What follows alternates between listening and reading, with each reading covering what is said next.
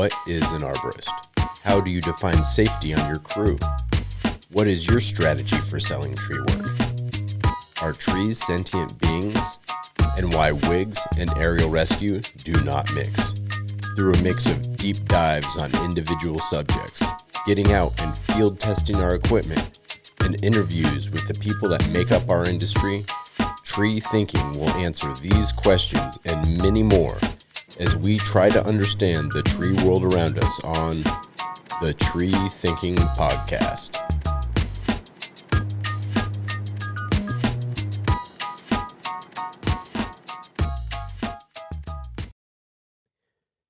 This episode was a blast. I want to thank Gritz for coming on the show and Scott Altenhoff for making some time while he was getting ready for a big tree climb to come and talk to us for a little bit.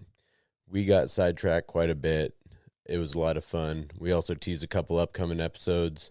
Hopefully you guys enjoy. Without further ado, we will take care of some business and then get right into the episode.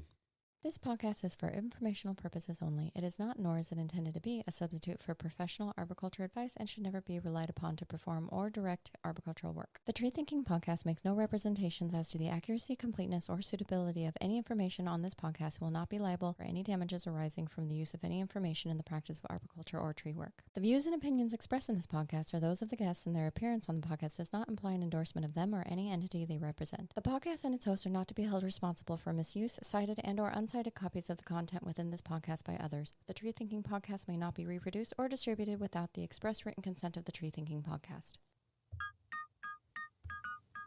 What gear do you use most? What can't you work without? How and where do you connect it to your harness? Some cut every pound in an attempt to save energy while they move around the canopy. Others leave no gear behind to make sure they're prepared for anything. You probably land somewhere between carrying a backpack of extra gear and consistently asking someone to send something up. Do you prep your gear the night before for a big job or a big climb? On this episode of the Tree Thinking Podcast, we prepare for anything while shedding extra weight in an attempt to find the perfect balance while getting stoked for our next climb on Getting Ready for Your Daily Ride.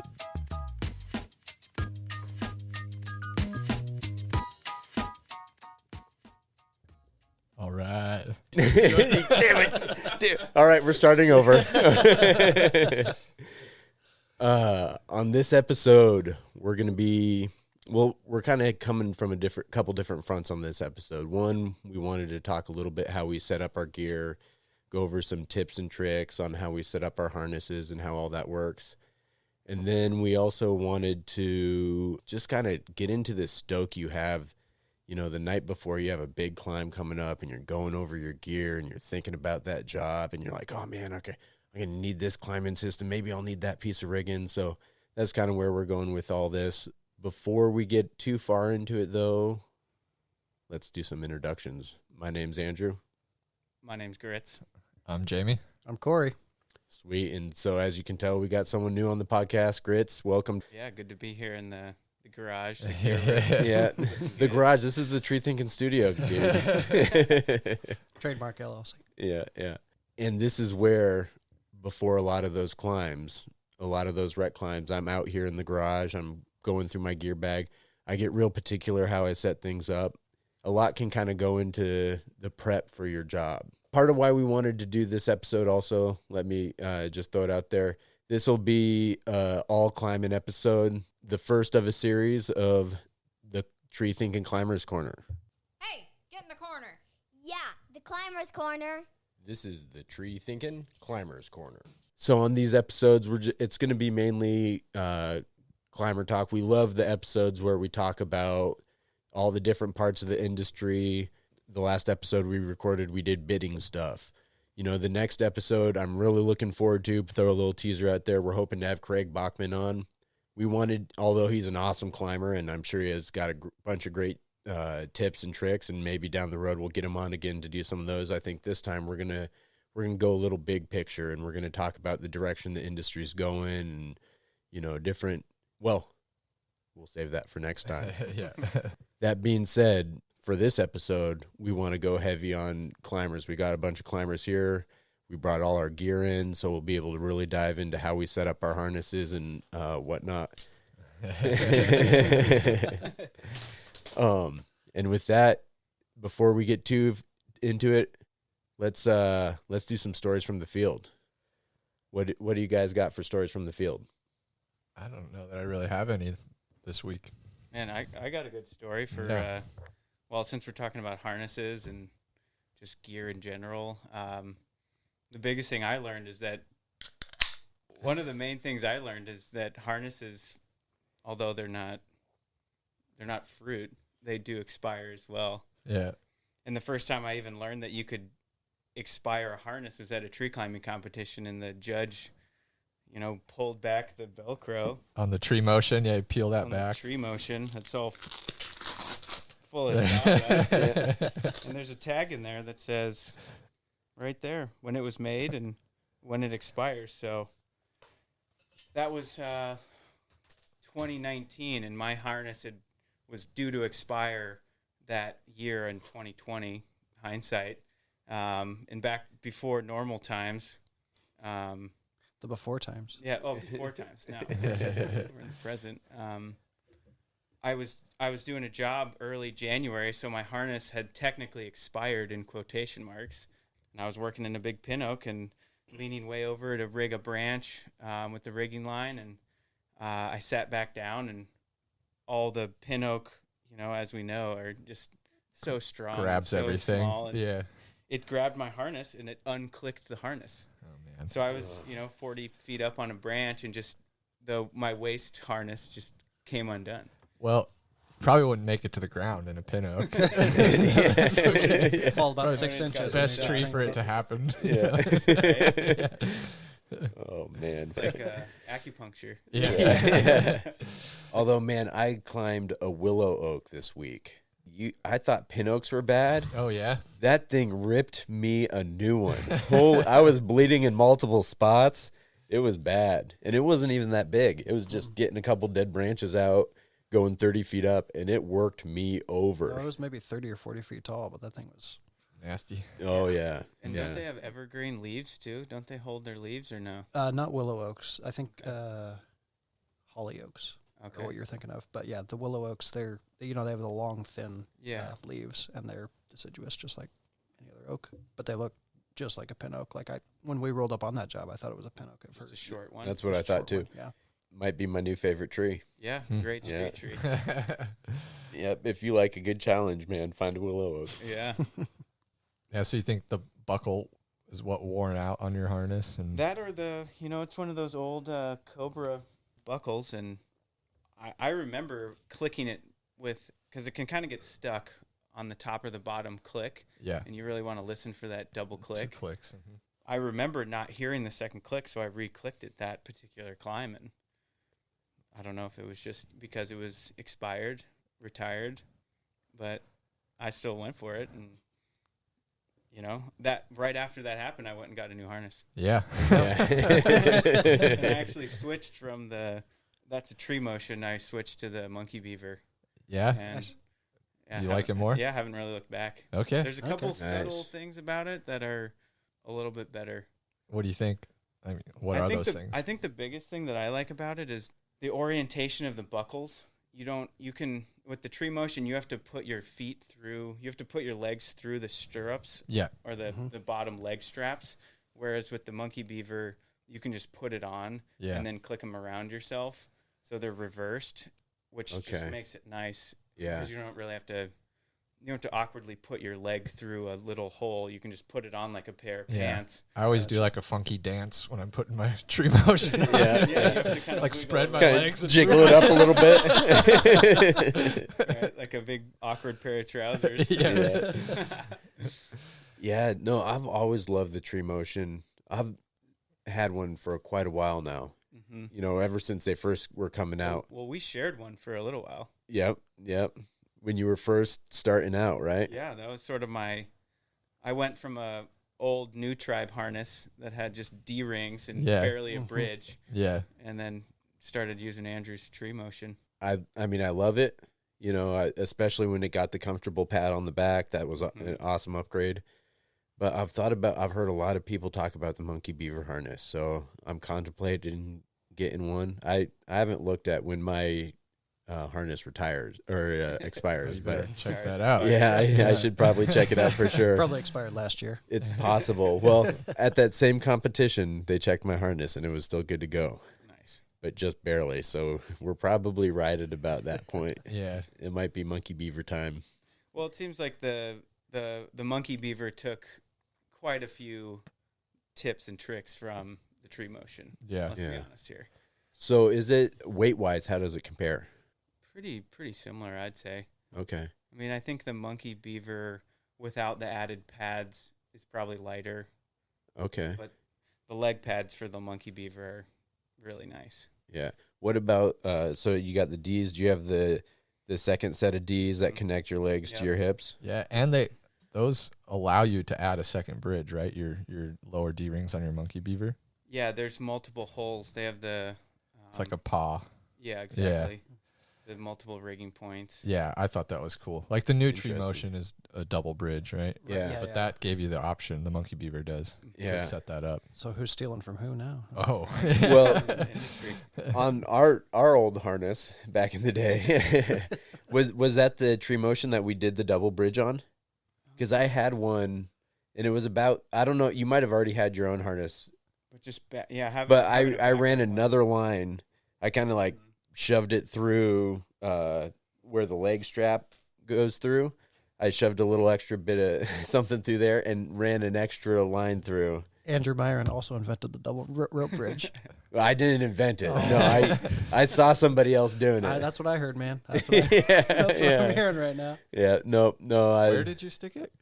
Can I see? Oh it? yeah. I probably did. The, I invented that. I also invented skateboarding. Skateboarding, sling rope technique. Yeah, where'd you shove the other bridge on that? right in that little green slit. Yeah, I put a piece of cord right through that area right there. Oh, really? Yeah, just a really small. I Yeah. can't even remember what kind of cord it was. Well, this cordage is still. It might have been It's- something like that. This is like 5,000-pound test, Yeah, and it's super skinny rock climbing cordage. but what? So Like 5 millimeter or something like that. Yeah. what I'd do is I'd That's use it cool. as a second bridge for if I wanted another system. Yeah. You know, so I always kept one system on the life support main bridge, but then I had another bridge if I was like redirecting or something. I guess something to think about would be how that wears on the webbing. Yeah, it's not good. Yeah. It's not It's designed not to do good. that. It's not designed to do Yeah. that. I don't do it Yeah, anymore, yeah. and it's because I did it for a long time, years. So it wasn't like something that wore right away, but eventually I started wearing it. And really, I just wasn't using it that often. It's one of those times where you have an idea, you're like, oh, I'm going to set up a second bridge, and that way I can do it. And then you just end up, you know, it was kind of cool because I had two bridges. That way, if, you know, one bridge got cut, there would have been a backup. Right. But I just wasn't using it enough so that I wasn't going to figure out how to do it without wearing. Yeah. I mean, you probably could run a strap through there, you know, and like have a little loop of strap and then tie a bridge onto that, or, you know. Yeah, I've seen But- webbing before. Yeah. At this point, though, you just get the one that has the two bridges. Yeah. Yeah. I will say though, with the new Monkey Beaver, the fact that the lower D ring is black colored Yeah. makes it really hard to find it. If you're Oh. when you have your system on whatever side, I have mine on my left side, and I'm trying to find it on my right side. Right. When I first had it, I had a really hard time, so I actually got one of those Petzl little golden circles Yeah. with the removable. Yep. Yeah, Yep. yeah, yeah. And I put that on there, and it's so easy to find it because Nice. it's circular. You can just find it instantly Right. instead of like, you know, it's just a little teeny hole the width of a carabiner to try to click it Yeah. into. Gotcha. Yeah. So the That's something I thought. Like the black stuff is cool. Like I want a black Protos, but I'm also like I want people to see me. Yeah. Yeah. I wear the yellow Protos, And- and you know there's a reason for that. Yeah. So Yeah. I have a background in firefighting, and like Uh-huh. all the hotshot crews, they would wear these black helmets, and black is the worst color you can wear in any kind of heat. Like it just, Oh, yeah. it absorbs all Yeah. of the heat, and you're Yeah. just sweltering and sweating. Versus like most of the supervisors, if you look at any construction site, all the supervisors have white hard hats on, and you know they're not working, but Yeah, they got it figured out. they got to figure it out. They're Yeah, the smarter they're the smart ones. But hey, it looks cool, so I'm gonna wear a Yeah, black hard yeah. hat. Yeah. a long time ago, I got a Petzl black hard hat. Yeah. I remember just feeling like I'd fade in. You know, people would be like, "Oh, I didn't see you down there." Yeah, you know, man. and I wasn't wearing high vis back in the day, just like a green shirt or, you know, a gray shirt or whatever. Yeah. And I was just like, man. And so originally I had bright orange hard hats. And so I got that black one because I thought it looked cool. Yeah. And as soon as I was done with it, it's like, nope, back to orange. I mean, you see the hard hat I have now, it's like bright yellow and bright orange. yeah. It's like whatever color people are going to see. Yep. Yeah. Right. Yeah, they're You know. cool. Like the black, the like Oh, forest yeah. green Protos they have, but it's not Yeah. for me. You look like a helicopter pilot with Yeah. a visor that comes down. And Totally. yeah. You could get some like high vis accents. Though. That's what I thought. You Like know, Yeah. that's- buy Yeah. some tape and Hey. Yep. you know. Yeah, on my Protos, I have a white one for the same purpose of reflecting. Yeah. And but I got the thin, bright red electrical tape to Nice. just kind of accent the highlights Nice. of it. Oh, so nice. it's sort of still some flair, but Yeah. Yeah. Is anybody rocking those integral glasses on the Protos? No, I thought about it, but I remember seeing something where it might interfere with your Senna. The way I have my microphone attached, it might interfere a little bit. Okay. It interferes a little bit. You got him. We got them. Yeah. Nice. Okay. I've got them. Oh, nice. Yeah, they're okay. Yeah. They're I've used them 2 days, so I'm still getting used to them. But it takes a little getting used to, for sure. Okay. Yep. For sure, it takes a little getting used to. flipping down arborist vision with them. You Yeah, just- yeah. This branch and this branch and this. Can't Eric- spot decay. I think Eric was the first person I saw that had them. Mm-hmm. And I remember just thinking it kind of looked funny how they floated out there a little bit. Yep. And they probably work great. It just, to me, it looked like it would easily kind of be off center. Oh, or, it definitely you know, is. Yeah. yeah, If you don't have that helmet, and I've only had my Protos for like 2 months now, and it's definitely. I mean, it's not. I haven't set it right up on my head, so it's definitely like your helmet tilts a little bit, and then it's kind of Yeah. skew. Yeah. Yeah, Protos helmets are awesome, but my advice is dial them in right off the bat. I mean, that's the advantage to them, that there's so much you can do, and you might as well just take the time and do it. Because mine wasn't comfortable at first, and it was starting to annoy me because I heard so much good stuff about it. Yeah. And I took 2 seconds to be like, all right, where's it rubbing? How do I change that? Okay, and it was done, and it's been great ever since. Yeah. Yeah, I had no idea. I mean, I've had one for a couple of years now, and I just learned a few weeks ago that you could set the pressure for Yeah. how hard Yeah, the yeah, earmuffs yeah. push on your head. Yeah. Because, you know, when you're running a huge log through a chipper, and it just is Oh, like, man. "Wah," like I Yeah. would put my fingers and push them into my ears, and one of my coworkers was like, hey, just take a flathead screwdriver and give that a turn. Yeah. Fair enough. That was the big selling point on a Protos for me. I would wear a casque with the earmuffs that I had put on there, you know? Yeah. And I have this like tiny weird shaped head, I guess, because it's just like You have a good they head. were It's nice. beefy earmuffs. They were like beefy earmuffs, but I would put earplugs on under them Oh, yeah. to like run the Oh. chipper. Yeah. Then I put on a Protos and like, oh yeah, I can't hear shit. That's exactly what you want. I Yeah. have noticed that if you don't have the right safety glasses, the helmet, you give that like sort of pressure point in Yeah. your temples, and Yeah, that's and that's why I got ours. My wife and I run a tree care business on the side, and she was like we got the helmets, and she was complaining about getting a headache, and I was getting a headache too with the safety glasses we had, so that's why I got the integral ones. Nice. And I was like, yeah, let's try it. I'm curious how they work because you can get prescription lenses put in there. Oh too. yeah, And you got LASIK, right? Yeah. Man, oh nice. laser Yeah. eyes. dude, Laser that's eyes. so cool. I still put contacts in every day. Yeah, me It's too. awful, man. Yeah, Yeah. LASIK will change your life, man. Just do it. Man, next episode. Yeah. Yeah. Laser eye surgery. The Tree Thinking Podcast. In Andrew's garage. Yeah. I think there's Half a tool price. here. I Half got price. this laser on Yeah. eBay. Yeah. Craigslist laser. Yeah. Get eye surgery and hear us record a podcast all at the same time. I did get actually I'm wearing them, some safety shades from Smith. Oh, nice. They're very nice. Cool. Like they're actual safety They're, shades. yeah, they're what, Z87 plus. Yep. So they can take our artillery, or what's the word here? Ballistic? Artillery. Oh, yeah. Artillery. Artillery? Wow. Yeah, it can take a 22 straight to your eye. I don't know if I want to do that, but Someone's field testing that on YouTube. but it's hard to find. This is a shout out to the industry. Is polarized sunglasses are obviously the best kind of sunglasses, Yeah. but polarized safety shades are very hard to find. I mean, I found some on Amazon that were junk, and then my friend just gave me a pro deal for these Smith, and they've been so much better. Nice. Just those hot summer days where there's just glare. Yeah, Just put on some polarized, and the whole world looks better. It does, yeah. I like wearing sunglasses. I feel blind though. I think it's because I just buy cheap ones. Yeah. It's just like dark. Can't see shit. Where's all my black gear? Can't find my bridge connection. Where's my helmet at? Yeah. That's something. I mean, you wear it every day. It's something to invest in. Right. I should look into those. Yeah.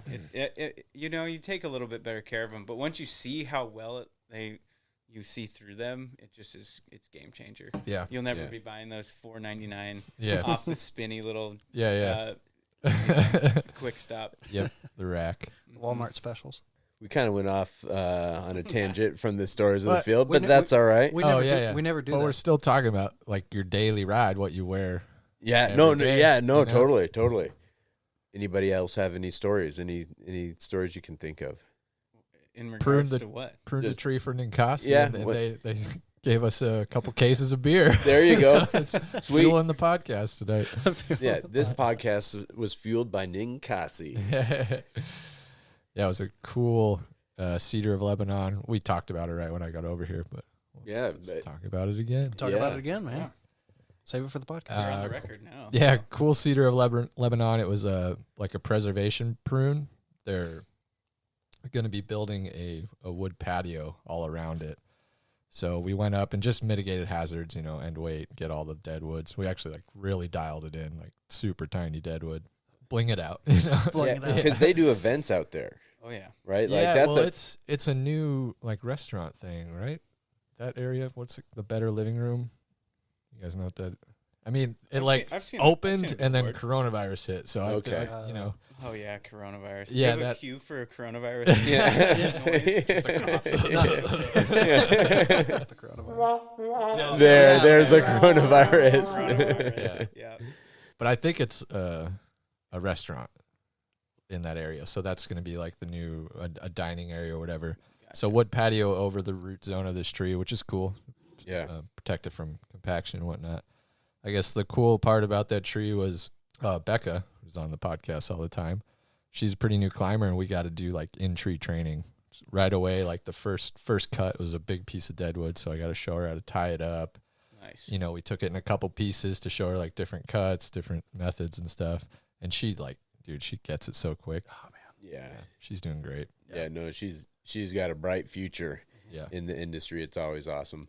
I was watching a video of you guys. Either you or Becca put it on Instagram, and it was just one of those times where you're watching your buddies in a tree, like, I wish I was in that tree. That looked like a lot of fun. yeah. That and the picture you texted to all of us of like just the backseat of your rig full of beer that they gave you after the job. yeah, yeah. That was pretty sweet too. Yeah. That's awesome. That was a cool hookup. When Nate, the owner of the company I work for, bid it, they gave him beer just from coming over and doing this. Like, here's a case of beer. Nice. You did such a good job. Yeah, that bidding was- this job. Yeah. Have some beer. Yeah. Yeah, that's an iconic tree for down in that part of Yeah, Eugene, for yeah. sure. Yeah.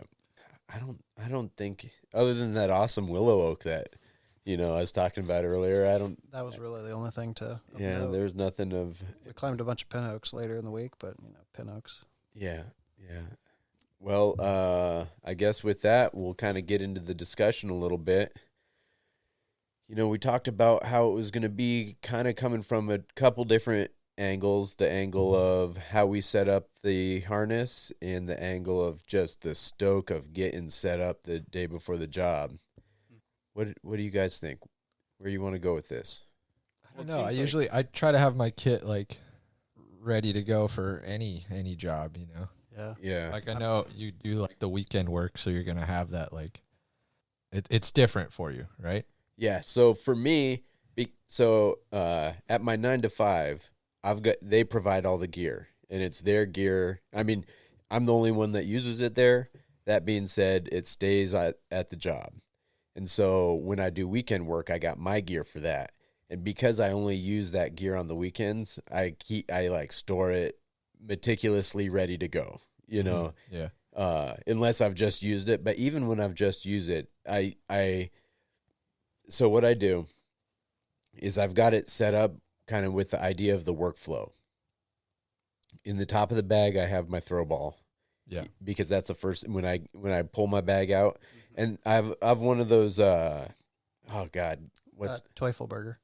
yeah, one of those Teufel the burger. Can I get a Rope bucket? milkshake with that? Rope bucket, yeah. Rope bucket, yeah. And it's the large size. So there's enough room for me to put my rope on top of it. So and your 2 kids.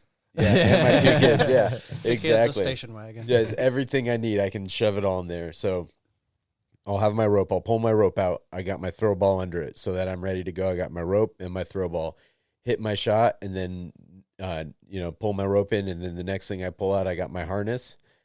So I usually have the gear that I had from the last time I was climbing on my harness. I either got my rope wrench set up, or I got my rope runner set up, or whatever I was climbing on.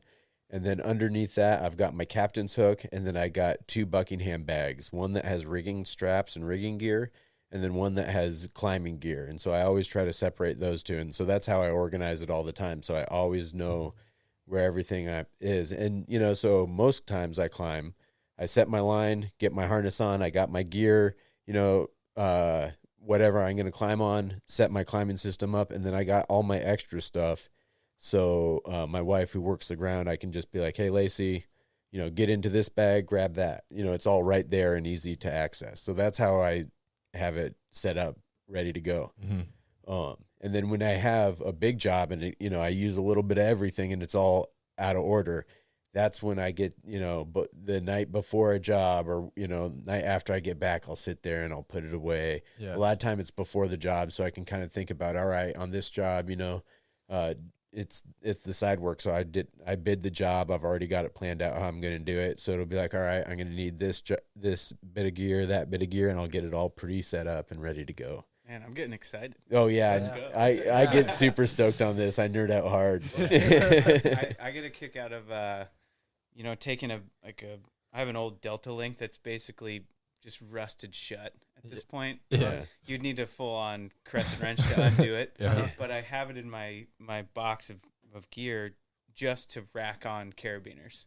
Okay. Nice. It's a big surface area. Yeah. And the gates don't get jammed up on it unless you have like 15 carabiners on it or something crazy. Yeah. But just getting all the carabiners dialed in, if there's a little bit of sticky pitch in there, or there's sawdust in there, using the air compressor and just blasting it out, or adding a little oil to it, and just that fluidity of opening and closing a fresh carabiner is. Oh yeah. If you know, you know. Oh yeah. Yeah, Yeah. definitely. Sitting there like click, click. Oh yeah, the action on this one is good. Yeah. Click, click. I'll go into sporting goods stores that sell carabiners and just Sit there feel and the click it. action. Yeah. It's like my favorite noise is the click of a carabiner. You know, they're behind the shelf, and I'll be like, "Hey, can I come back there and just feel some carabiners?" Yeah. They're all, sure, if you want. I don't just buy any carabiner, okay? I want to make sure they're good. I wanna make sure they're solid. Yeah, I probably go through my gear. It's probably once every like 2 weeks, like every second Sunday or something is when I'll bring it all inside, pull it all out, because I'll organize it all and do like a gear inspection, clean stuff up. And then it's all nice and organized. It's in its spot. And then like I'm at the back end of these 2 weeks right now. So everything's just scattered, just dumped into the bottom of my gear bag right now. It's kind of a mess. Yeah. Yeah. It's Sweet funny, gumballs. but I get a little excited when I know, I'm like, oh yeah, man, I'm going to have it's going to be fun. I'm going to have to go through everything. And, you get all the carabiners on your zip line straps again. And, Everything's dialed in. Then that next Monday is awesome. Yeah. You know where everything is. Yeah. Sometimes you got to do the full dump out of the gear. Yeah. bag. Oh, Just Yeah. Flip it over and just all over a clean surface. Oh, hard reset. that's the best way to do it, is dump it all out. Empty the bags out so you get all the sawdust and little chunks of Lichen. leaves and lichen out of all the bags. Yeah. That's where it's at. Right now, Scott Altenhoff is doing that, I'm pretty sure. Yeah. He's got a big climb in the Redwoods, or I think he's got like a week in the Redwoods or something, doesn't he? Yeah, it usually takes a week down there every What's year. he doing? Are they guiding, or is he? What? Like, do you know the project? Let's find out. Let's give him a call. Okay, yeah. Oh, nice. The legend. Oh, man. Man, the myth, the legend. Yeah.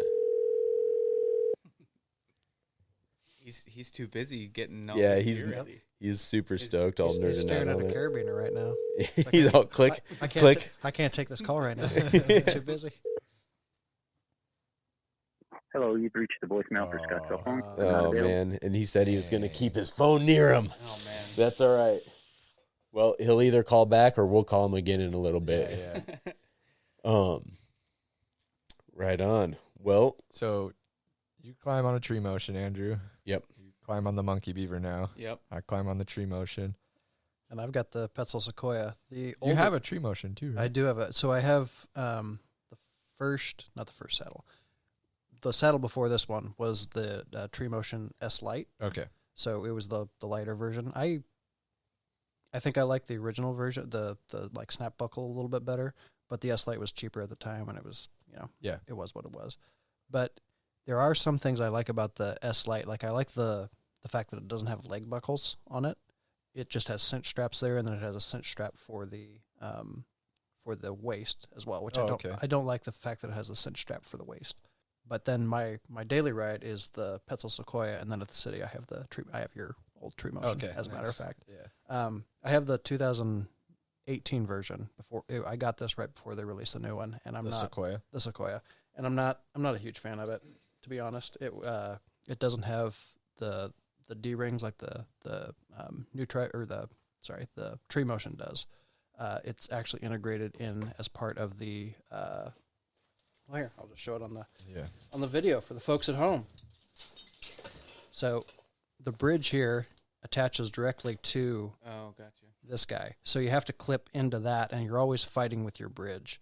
I should just attach maybe something separate, but it wouldn't. I don't think it would really change anything because it's still on your lower on your lower Ds. Yeah, and I use my lower Ds. I pretty much exclusively attach my lanyard to my lower Ds unless I'm like chunking down big wood or on a spar.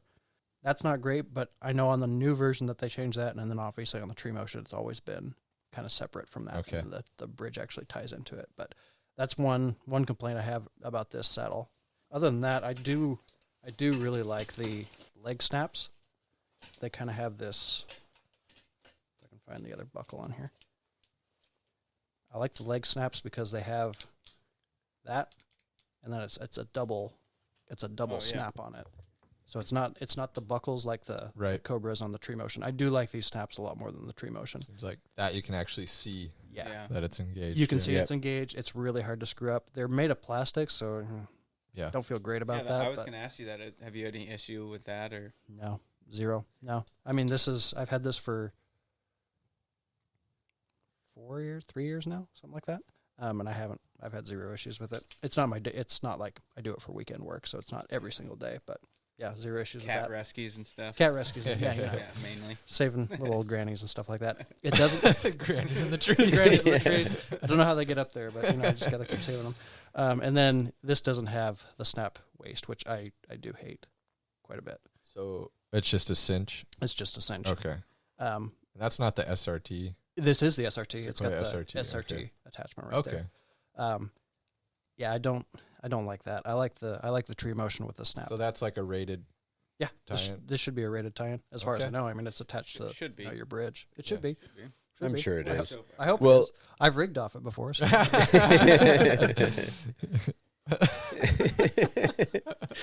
That'd be so funny, that image. Having a pulley right there. Rigging something if you can just clip a porter wrap directly to that. The porter wrap. You're good. You're good to go. Yeah. So does that one come with the chest harness or the shoulder straps already on it? So it has. You can buy like Petzl's shoulder straps. I am cheap, and I went the route of a Trango. It's a big rock or a big wall or something like that. I don't know. It's some kind of rock climbing piece of kit. Yeah. I like it because it has all these like straps and loops, and it's got doohickeys and dongles everywhere. Nice. But I just connected it to the harness with a couple small quick links. Yep. And then in the back, it's got the SRT attachment, and I just tied off a webbing bridge there. And that's really, I think it's pretty slick. I really like the front attachment on it versus like the Petzl's normal one. It's got that like central attachment right there. Mhm. So it's really centralized, really. What do you have there? A mini little swivel gate there? It's the accessory carabiner Nice. from That is. DMM. It's got a Oh little, man, like, for a carabiner nerd, Oh, it's got a that's capture on it too. it's got a cat. oh my goodness. What does These- the action these- sound like? Wow, yeah, you better Oh yeah. get that on the mic. Yeah. is that like a $80 mini carabiner? Yeah. What is that rated to? Is it like 23 km? $73.99 actually. No, it's only rated at like 4 kilonewton. 4 That's. kilonewton. I mean, But yeah, no, it's that's still Lightweight heavy. rigging. But yeah, lightweight. if you could- use you could take like, a 30-foot top on Yeah, it. yeah. I've done Yeah. it before. and if you use Off like of this 5 or bridge, 6 of them next to each other, you can climb off of them. Oh, yeah. yeah. They're Well, good to go. yeah. You just gotta compound them, just kind of stack them on there. This is a joke. yeah. Don't really do that. Don't do this at all. Yeah, no, this is money. Yeah. That's cool. Sweet. They're like $24 a pop, which is like the price of a normal carabiner that you can actually use for other stuff too. But I mean, 8KN is still pretty strong. Just don't bounce on it. yeah, just don't Yeah. bounce on it. You'll be fine. Don't shock load it. You'll be all right. Yeah. Yeah. Have any of you guys seen the Weaver Denali? Yeah. Yeah. I've seen posts online where people were talking about how they liked it. Pull that one up over there. What's it look like? I haven't seen that one. I think it looks ridiculous. Yeah, it does. So I And it looks uncomfortable to me. yeah. So It looks like they made a harness out of leather boots. yeah. Oh, nice. Yeah. So I climbed on my first saddle was the Buckingham Master, I believe it is, and it's like a custom order one. You have to, it used to be like the top of the line, and then Tree Motion came out and replaced it. And then my one at the city was also a Buckingham. It was the Ergovation, and this one really reminds me of the Ergovation, and I hated the Ergovation from Yeah. the second I Okay. put it on. That thing was. It was just antiquated technology compared to a Tree Motion or a Sequoia. Yeah, to me it looks uncomfortable, but I mean, we're all different, like bodies and everything. Yeah. Oh, nice. Mr. Altenhoff. There's The Mr. body. Altenhoff. Scotty the body. Hey, Scott, how's it going? Sorry, I missed your call. I went to get pizza and forgot my phone. Oh, no worries. No worries. You called us back. So you're getting ready for a trip? Yeah, going to be heading down to do some canopy tours with friend Tim Kovar in the Redwoods of Santa Cruz. Nice. Awesome. Oh, man, we need to get Tim on. Well, while you're down there hanging out with Tim, tell him that we want him to come on our little show here and talk about his adventures. I'm sure he'd love to do that. All right, how long are you going to be down there? About 3 weeks. 3 weeks. Oh wow. How much climbing is in that 3 weeks? Pretty steady. I think we have a couple days off, but trying to space things out so that we don't have too many folks and too much Yeah. possibility for COVID transmission. But generally, it is a group in the morning and a group in the afternoon, and those groups generally consist of 4 folks. So we have 2 guides. It's a monster of a tree, so at the base you basically see the person next to you, but that's it. And then, of course, as we climb up to about 200 and some feet, then the crown tapers and you start seeing folks. But we'll try and keep distance and masks on, and Social distance tree climbing. yeah, how about that? It's a good open air activity. Yeah. Indeed. So Yeah. how many lines do you have set or planning to set in this huge redwood? So there are 6 individual climbing lines. So one guide with a person on either side, and the guides are at 12 o'clock and 6 o'clock, and then folks spread out and try and route it so folks don't have to dodge too many limbs and have a pleasant experience and good vistas. Yeah. Nice. Is the tree rigged up, or is that part of what you'll be doing as soon as you get down Yeah, there? that'll be the first couple days of what Yeah. we're doing, and now that we've done it quite a bit, it goes fairly quickly, but it can still be involved. Do you guys use crossbow? I can't remember. Well, there is a line that is up there Oh, to okay. minimize impact on the tree Okay. on a pulley, a throw line, and then we use that for the initial access and then set the other lines. So we've been talking about our harnesses and just what we do to set up for climbs. Talk us through what you would do on a 200-foot giant redwood climb. Yeah, Setting what up do you... people up there? What do you do? What kind of gear do you need for that job? So that is single rope, of course, as you might imagine. And because we're taking novices, folks who have not climbed ever before, we're using the tried and true Texas style of ascension. So top ascender and lower ascender with foot straps. And those folks utilize new tribe harnesses because they're nice and comfy and pretty basic, and they accommodate a broad range of sizes. That's a great setup for people just starting out to be able to, just be able to sit back, lift one, stand up, lift another over and over.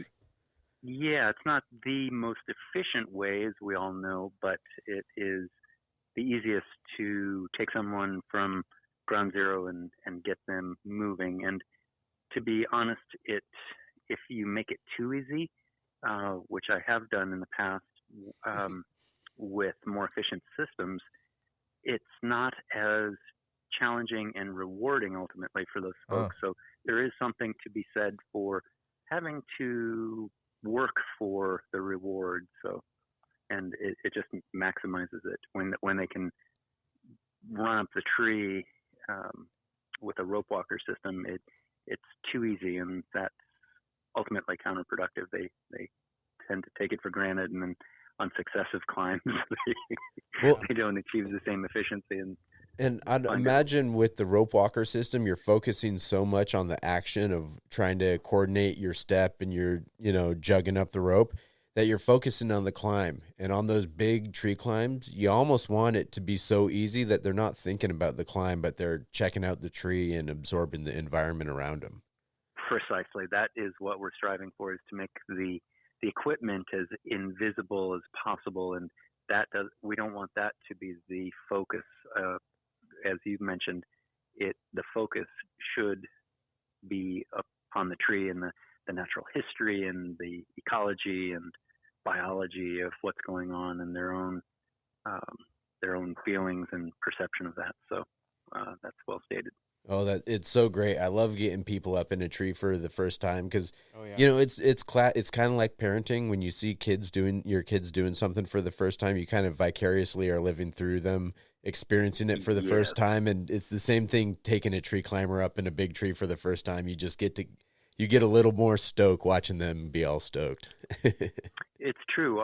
To be honest, I didn't think, I thought I would become bored or that it would get old doing the same climb as many times as I've done it, but because of the interpersonal, and each time is different, the person is different, the weather conditions are different. I see something and experience something completely different every single climb, and there is something to be said for that.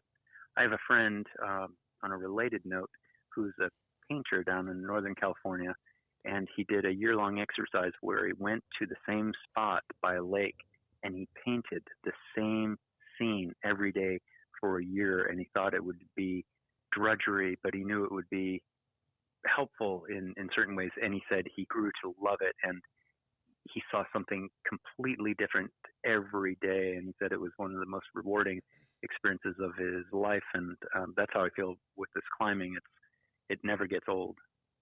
Wow, that is pretty cool. But I think I distracted you going off on that tangent a little bit. I kind of want to hear about what were you gear. trying to keep me on a focus of gear? Yeah, So, what gear are you packing for this climb? So, as you probably know, I've been climbing in a Petzl Sequoia SRT for years, and it's just become easy. And what I've gained familiarity with, I'm comfortable with it, and I do look forward to trying. To be honest, I haven't experimented as much as I would have thought I would, but I've been climbing for since '92, so it's been a while, and I guess I'm getting to a certain extent set in my ways. But that said, here's my pledge. I'm going to start after this year breaking out, and there's been so much innovation in the climbing gear scene. I definitely wanted to try a handful of harnesses. I'm definitely going to be in the market in the next couple of years to revamp everything and want to start from scratch. So I'm going to really keep a beginner's mind and open perspective on everything. That said, I'm currently using the Sequoia SRT and Petzl top ascender. And one thing that's unique about my setup is I don't have that top ascender set to my bridge or low point. It's set to the ring on my chest, and I find that provides a really nice geometry to the setup. And then for the bottom ascender, have the crawl on the SRT, the chest ascender. So my top ascender is tied to the ring above the crawl, and that goes to my top ascender. Then the chest ascender, the crawl is next, and then a foot ascender. That's my typical climbing setup, but as mentioned, with these beginning climbers, we use the Texas style, and just to keep so that I can demonstrate good technique and show that I'm doing it alongside them, I use that same setup. Yeah. And then for rappelling, we because they're novices, we prefer using the Petzl IDS because I want to be prepared to do an aerial rescue if needed, like that, as opposed to some of the other rappel devices, which are more user-friendly for an experienced climber, but not rated for two people necessarily in the same way. Yeah, and I like the ID for newbies because if you just yard on it, if you get that panic pull, it'll disengage. Where you Right. get the rig or one of those other ones, it just you're on for the ride. Yeah, it can go pretty fast. Yeah. Yeah, maybe you can take a minute and explain to us what you do if a novice climber maybe has a panic attack at, say, 190 feet up.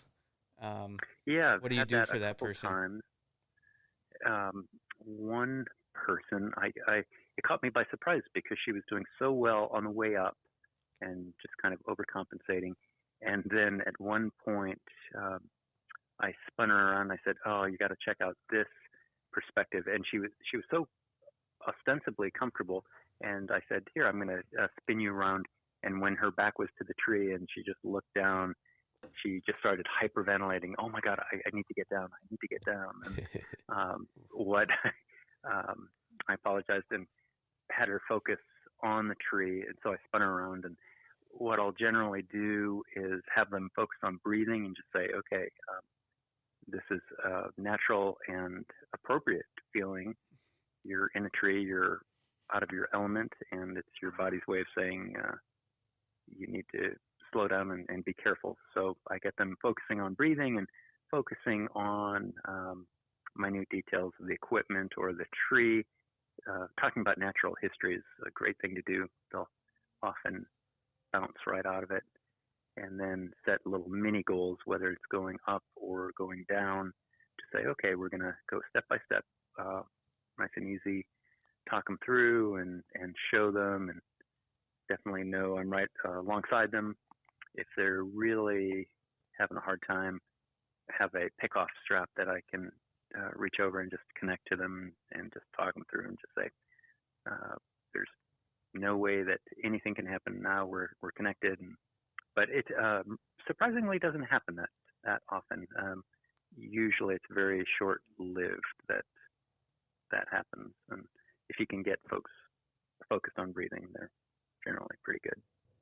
I've noticed, and tell me if you've noticed something similar, that usually you get those freakouts at like 20, 30 feet off the ground. Yeah, that's a good point. And they get it out of the way early.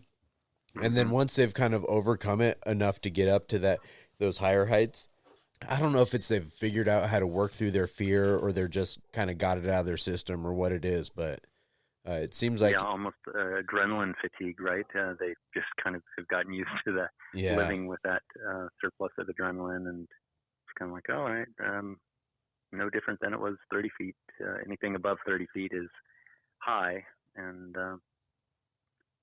and the tree starts getting more interesting, and they realize, okay, this big rope is going to hold me, and the gear is safe for it. Yep. Oh man, that's gonna be so much fun. 3 weeks climbing big redwoods, man. That's just a dream trip. And you do this every year? Yeah, I've been doing it for the last 4 or 5 years. Nice. Lost track now. And during a full season, this year's season, we'll try and limit folks. But 1 year, I think we did 100 folks over the full multi-week period, and I thought it was going to be like production work, but it really wasn't. We're able to really get a good connection with folks, and it's great, and sets me up for the year, puts me in the right headspace to come back to this city and stay focused on what's important. Oh yeah, that is Sounds awesome. Did you do you all put up any tree boats up there, or any portaledges for hangouts? We do, and snacks? yeah. Do you sleep in the trees? Don't have. We do. Nice. We don't have much of an opportunity to do that when the climbs are in the trees, but we generally finish the afternoon climb by 4 o'clock, so there's plenty of light, and often do sunset climbs and overnight campouts and such. Nice. That's when the real party begins. Any notable wildlife that you've seen up in the canopy, like birds flying below you or things coming to check you all out? So let's see, we've seen peregrine falcon and hawks of various sorts. We've seen, my friend was climbing up, so it's a private stand of old growth, and he owns it. And my friend was climbing up and came in a hollow. He's climbing at dawn, and he said he came upon a collection of nuthatches. I didn't know that they kind of huddled together, but he said there were 8 or 10 of them that he got up to the spot, and then they kind of spooked them a little bit, and they flew off. But they were huddled in a big hollow, an old lightning strike. Interesting. I've heard of wrens doing that, but I've never heard of nuthatches doing that. Yeah, I hadn't either. And birds of all types, and what else? Bats, for sure. You ever see a salamander up at the top of one of those trees? This area is pretty far south, so unlike the northern range of redwoods, it's pretty dry. It's pretty hot during the summertime, so salamanders, they may be in some of the wetter spots, but I've never seen them, and wouldn't surprise me if they're not. But as you get up to the northern range of the redwoods, then you get the thick fern and moss mats and year-round spongy, wet canopy soils, and which would be prime habitat for the salamanders and the copepods, which are freshwater shrimp and cool critters like that. Freshwater shrimp up in the trees? Yeah, the copepods, they're kind of microscopic, really Sea small. monkeys. Yeah, sea monkeys, exactly. Tree monkeys. Tree sea monkeys. Tree sea monkeys. And then, of course, the tree octopus is a perennial favorite. Do you have any tree giant squid that you find up there? I've heard of them, but I have not seen them. It's like a Loch Ness monster. Nobody's really seen it. I've seen the ink. Yeah. In the tree, but so you know they're there. Oh, the problem is all the videos are just so grainy. You know, you Yes, can't nail them exactly. down. Oh man, that is great. So, are you all packed up? Are you ready to go? Not by a long shot. Haven't even started. You know how that goes. I totally do. We were talking about earlier how some of the best, I don't know the best times of a tree climber experience, but one of the favorite times of a tree climber experience is that when you're packing your gear before a big project or before a big climb, and you just, that stoke builds, and you know, you just start thinking about the climb. It's kind of like the night before Christmas, you know. Yeah, exactly. And kind of, oh, I forgot to get that. Oh. Yeah. And then there's always like, should I bring the captain hook? I don't know what I'm going to use it for, but I'm definitely bringing the captain hook. That's my problem. I want to bring everything and kind of like, okay, you'll never use it. You don't need it. You didn't use it for the last 3 times. But what if I do need it? Uh-huh. Yeah.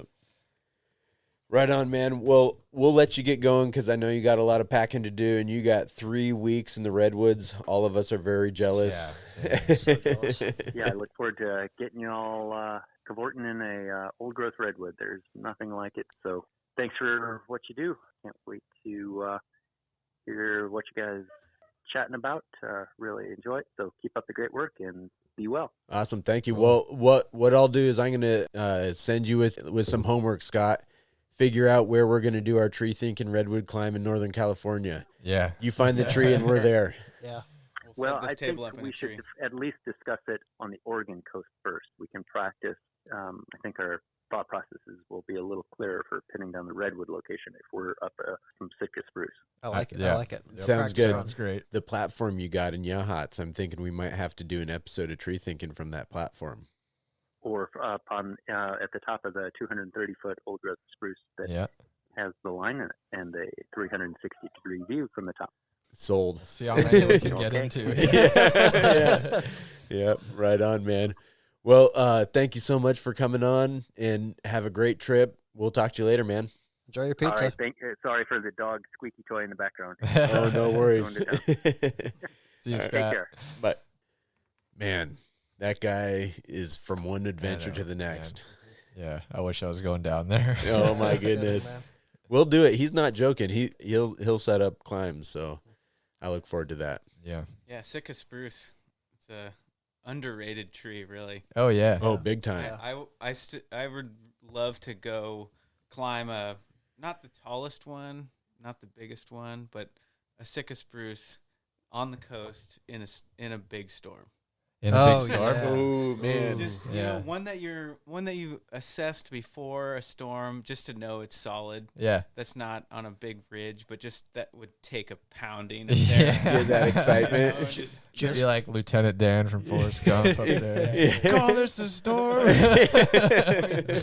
they're so flexible and move around. It would Yeah. it would be awesome. And It'd just be like to see it, just to see the storm rolling in. Oh, Oh man. man. Oh, Like I Scott mean- was saying, he's got a cool spot, rigged up and ready to go. yeah, yeah. Some big Sitkas.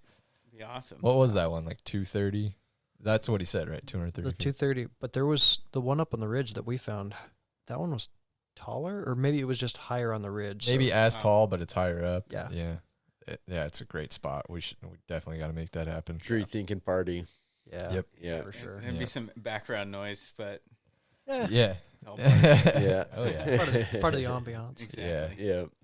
Well, I really appreciated him, sharing some stories of the canopy and taking people tree climbing on big climbs. That's something that I've done in the past too, and it's just so rewarding. Actually, a program that Scott started in addition to Teresa was the Canopy Connections program through the University of Oregon that I participated in as a student at the University of Oregon.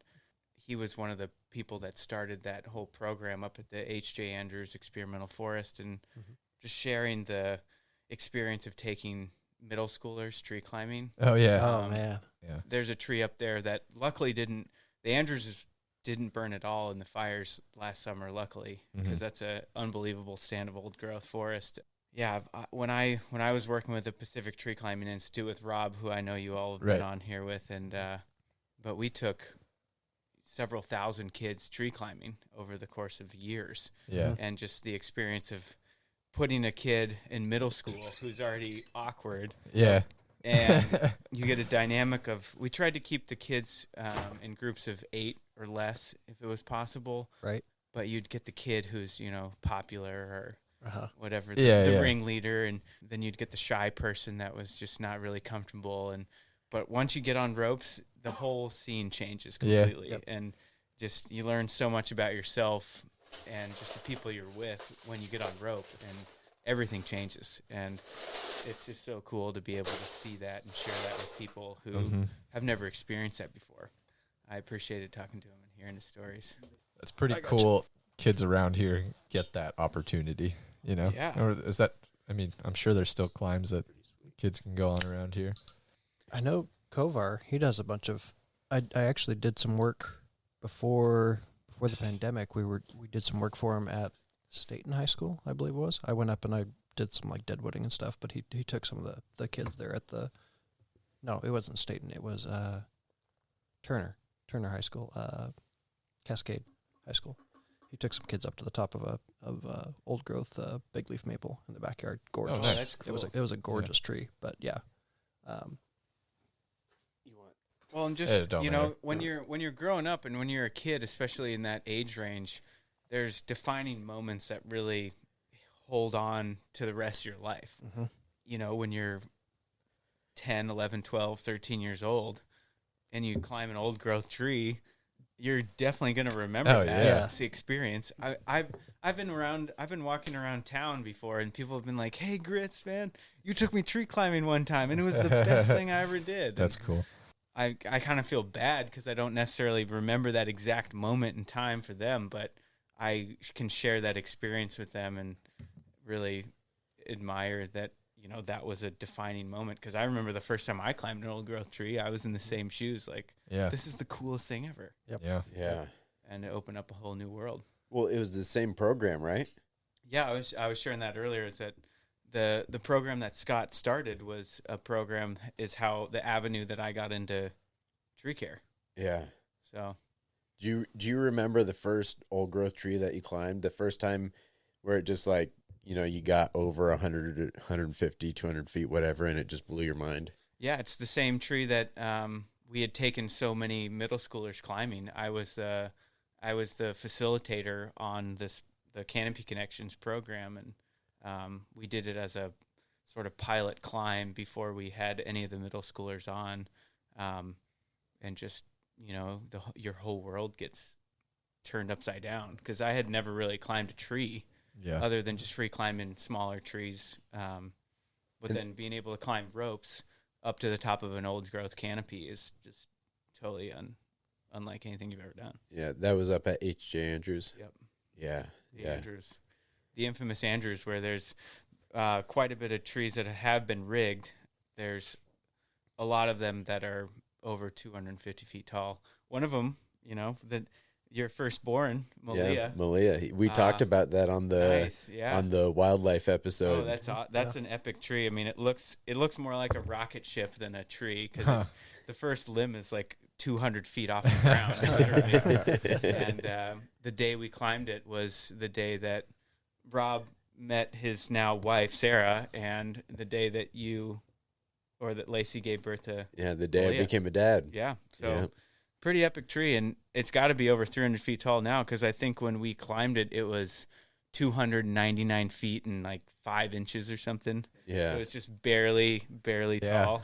That's barely another underneath tree it. thinking trip. Yep. Only one way to figure out if it's Yeah. 300. We gotta Gotta take a tape measure up there. Yeah. Yeah, take the tape measure and reset those straps up there, because they're probably getting a little tight. A matter of fact, what we should do is, after, you know, we need to put some dates on the calendar this summer. Yep. You know, plan out, you know, because we got 4 or 5 trips that we want to do by now. Yeah. So we need to, maybe we just say like the last weekend of every month we go, we Climb go a on, big tree. go I'm climb a down. big Different tree. Yeah. species. Hey. We should try to figure something like that out. That's cool. I'm Well, down. Let's do the it. the other big tree that's not recognized so much is the Ponderosa Pine. I Oh, think Yeah. going Oh, over yeah. to Eastern Oregon and climbing a huge pondo would be so sweet. Oh, and you go up a big pondo, and it's an experience, It man. is. Yeah. Those trees are no joke. Yeah. Huge. Yeah. You talk about like they have such cool.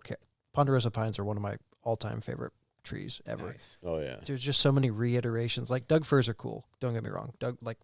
Old growth Doug firs, old growth Sitka spruce, they're so cool. But there's just something about the reiterations of a Ponderosa pine, an old growth Ponderosa pine, that are just they're Yeah. cool. The Yeah. first old growth I climbed was a pondo down in Southern Oregon, and it had just a little bit of a lean to it. So Oh, where our yeah. tie-in was, like the ascent was just way out in the open. It was Yeah, really you're like cool. 50 feet out Yeah, from the you're trunk. not or even something. close to the Yeah. trunk. You're just a plumb bob Yeah, out there. it was Yeah. pretty cool. Yeah, that's always a trip when you're going up a tree like that. And you get up 50, 100 feet and you're just in space. Yeah.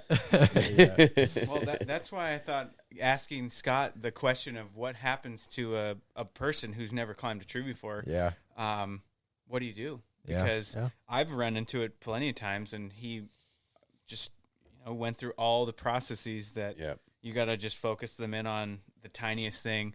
I had a person I was taking climbing one time, and he started having a panic attack right where we had all the tree boats set up for the night, and he started kind of freaking out. And I was like, just look at the trunk, like try to minimize the window of view you have, and just look at the trunk. And he's all, man, all I see is carpenter ants. He's all, I'm an exterminator, man. I know what those things are doing in there. This whole tree's gonna fall over down while we're sleeping, man. Revenge of the carpenter ants. Exactly. He's all, this is it.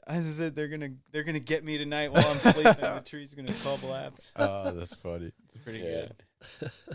Man, one kind of gear related thing with big trees. How big is the lanyard you use when you're climbing a big tree? Because you got to daisy chain that thing. I mean, that was one of when we started climbing big trees, when PTCI started being a thing, and we went from having the 12 or 18 foot lanyard to just having a huge lanyard that you just daisy chained and then hung it off your hip. And, for some of those big trees, you'd have like a 30-foot lanyard or something. Right? It just acts as like a secondary rope system at that point. It really is, in a lot of ways. But on some of those big trees, you got to have it. Yeah, there's no branch. You just That's I've only done a couple, and the one Doug Fir I did, I had my regular lanyard and the climbing system, but then I just had a second system in a backpack for when I needed it. Yeah, It well, like I guess if you got a second system in a backpack, Yeah, you're it good was to go. yeah, it was like it was 100-foot rope, I think. Yeah, more than you need for sure, but but it would but good to have. packed it all the way up. I was like, why is this ascent so hard? Well, I remember one time we took a group from Lane Community College tree climbing, and we went up to a really big tree where we would sleep up there, and but there was an individual who was pretty overweight, so was having a really hard time climbing, and we were like, we'll get you up there, no problem. So what we did is we put the ID, that Petzl ID that Scott was talking about, on her bridge. We just took the system right there. So she was tied into that, and then we took her tail and we took it all the way up to the top of the tree, 200 feet. the world's biggest rad system. Exactly. And so then we ran it through a pulley because we had a 600-foot rope. So we had it canopy tied off, went down to her ID, to her harness, and then went all the way back up to another pulley at the top of the tree, and then it came all the way back down to the ground. So what I did, I climbed to the top of the tree, then I stayed on my main climb line, but then I attached my weight to her tail. Yeah. And then and then Rob was on the ground pulling me down so that we could get her up. Hoisted up. We got her up about 50 feet. Yeah. And then I got back on my climb line, went all the way back up, and we did that 4 times so that we could get her all the way up to the top of the tree. Wow. And so I ended up climbing, 400 feet so that she could get all the way to the top. But it was an awesome experience to see. I'll bet it blew her mind. Oh yeah, it was awesome. It was so awesome. That's cool. But just accessing the canopy is such a cool opportunity for people. So and cool. I took my grandma. I think at the time she was probably 78 years old, and there's a tree that's by Laurelwood Golf Course that is a really nice Oregon white oak on its own, sort of amongst a prairie. And she climbed up there and hung out like That's 40 awesome. feet in the canopy. That's so cool. It was Like super a rope cool. walker system, or I did it on Texas style. okay. Yeah. Yeah. It's just straightforward, and then you can really push on people's backs to get them Help to 'em push up. the Yeah. sender up, and up they go. Boom. Awesome. It's awesome. Yeah, going back to the longer lanyards, what length of lanyards do y'all use, like in your daily ride? What's your I think it's about 22 feet. 22 feet? Yeah. I used to climb with just like a 12-foot lanyard. And then I honestly think it's when I moved up here. So I was in Ashland, and the trees on average are smaller. We do have big trees, you know, but I would say on average, the trees I were working on were a lot smaller. And I come up here and start working with you guys, and it's just big trees all the time. Mm-hmm. So it really changed my game. And I've started using my lanyard more as another climbing system than a work positioning. Yeah. Yeah. So then I wanted it a lot longer. Yeah. And the way I manage that length is, have you seen those little plastic lanyard manager clips? Yeah. Yeah, so I have 2 of those. So it makes, you know, your main loop in front of your adjustment system, and then 1, 2, 3 loops behind it, and then I daisy chain the rest of it, so it all stays pretty nice and tidy. Nice. Anytime I'm done, you know, using the full length, I'll just take the time to put it all back. Yeah. It all hangs about knee height, you know, when I'm done. Pretty sweet. Not catching anything. I know you rock the bag. Right? I rock the bag, and I 25 foot is like the minimum for my nice. lanyard. Yeah, I'm more comfortable on like a 30 or 35 foot lanyard. I like really long lanyards. I use them as a secondary climbing system. Sweet. On like long limb walks, you can like get out there and you can. Yeah, it's the way that I love to climb. I've been noticing too, if I plan it well enough, since the lanyard's so long, I'll see like, okay, the next 4 cuts, I'll be able to lanyard in once if I plan it right, and I'm still positioned well to do all those. Yeah, man. You know, tied in twice the whole time rather than retying in twice for every cut. Exactly. Yeah. That's one of the things I've found about it too. I've just recently actually started running with a double lanyard. So I've got I use the ART positioner for my primary like friction point. And then on the tail end of it, I have another system actually. Oh, on the same same lanyard, yeah. Cool. Give us a jingle. I was thinking about bringing a whole nother like shorter lanyard system. That wouldn't be a bad idea either. But I carry 30 feet of lanyard, so I figured I'd just use that. But yeah, I've just got another just coiled in the end of my bag there. Just another nice prusik and prusik minding pulley and 2 carabiners, and those just tuck in my bag. And I used it on a job actually last weekend, and it's a game changer. I'm never going back to just a single lanyard We anymore. had talked about it, and then you sent me a picture of it while I was in this black oak that I just like muscled my way up this leader. I was like, man, I should have like brought the double lanyard like we were talking about. And then you sent me that picture. Like, great timing. Awesome. I could have just used that. So what I did the other day is it was this big widespread big leaf maple. And so I brought the Captain Hook with me. Captain Hook. And I probably have a good like 30, 40 feet on the Captain Hook. I would, throw that out, pull myself over to another section. Because I had it on me, I'd just coil it up and hang it on my belt. I started using it kind of like like a positioning lanyard. Yeah. Where I'd be tied in with the other lanyard. I'd still be tied in twice. But then if I needed to pull myself out of the way, I just take the Captain Hook, hook it onto something, nice. Because I got my unisender on it, so I just tighten it up on the unisender, and I started almost rope walking out with the Captain Hook as an extra, third point of contact, so I was super stable. It's not something you'd want to have on all the time because it definitely is another, carrying a whole rope and whatnot. But man, on those long limb walks, those big wide spreading, where you've got a limb, like it would be perfect if you could just like tie into the limb that's like 40 feet above you. No, Captain Hook is the best thing ever. Man, I've been having fun. We talk about it so much and joke around about it, but I end up using it more. I'll send you guys pictures of like the Captain Hook set just because we joke about it. But man, when you start using it on the regular, you find spots that you wouldn't think about using it. Yeah, but because you have it there, you just clip it on and you got another spot. Yeah, can I have a tree thinking confession right now? Yeah. Oh no. Yeah. I've never even used Captain Hook. Oh. I've seen him. Yeah. I've seen a lot of different mock-ups of the Captain Hook, like the bent piece of tubing. Yeah. But I've actually personally never used a Captain Hook. Yeah. I think it's a cool piece of kit for the right the right job. for the right job, and that is every job. Corey's obsessed. The thing about it is you got to have it in your bag ready to go. And I like to have it coiled up, and I'll have it coiled up and set so that it has a carabiner on it, the unicender's on it. So I don't have to, be like, oh, grab a lanyard, grab the captain hook, tie it on. I can just say, hey, Lacey, clip the captain hook on. Yeah. And, she'll clip it on, and I'll just start using it. So how do you get it back after you have it set? I mean, you kind of like get some slack on it, and then you like do a forward flip, and it comes out. Oh, buddy, it's got an auto orientation. You're you just gotta flip it, and it'll just do what it wants to do, and it'll come back to you. It's great. Okay, I've noticed it'll grab everything you don't want it to. Everything you don't want it to. Yeah. There's an art to the captain hook. Yeah. And I'm not a master of that art. So there's an art. I bought it originally for a job. We were doing bird habitat in like this old logging stance. We're going up and killing the tops of these trees.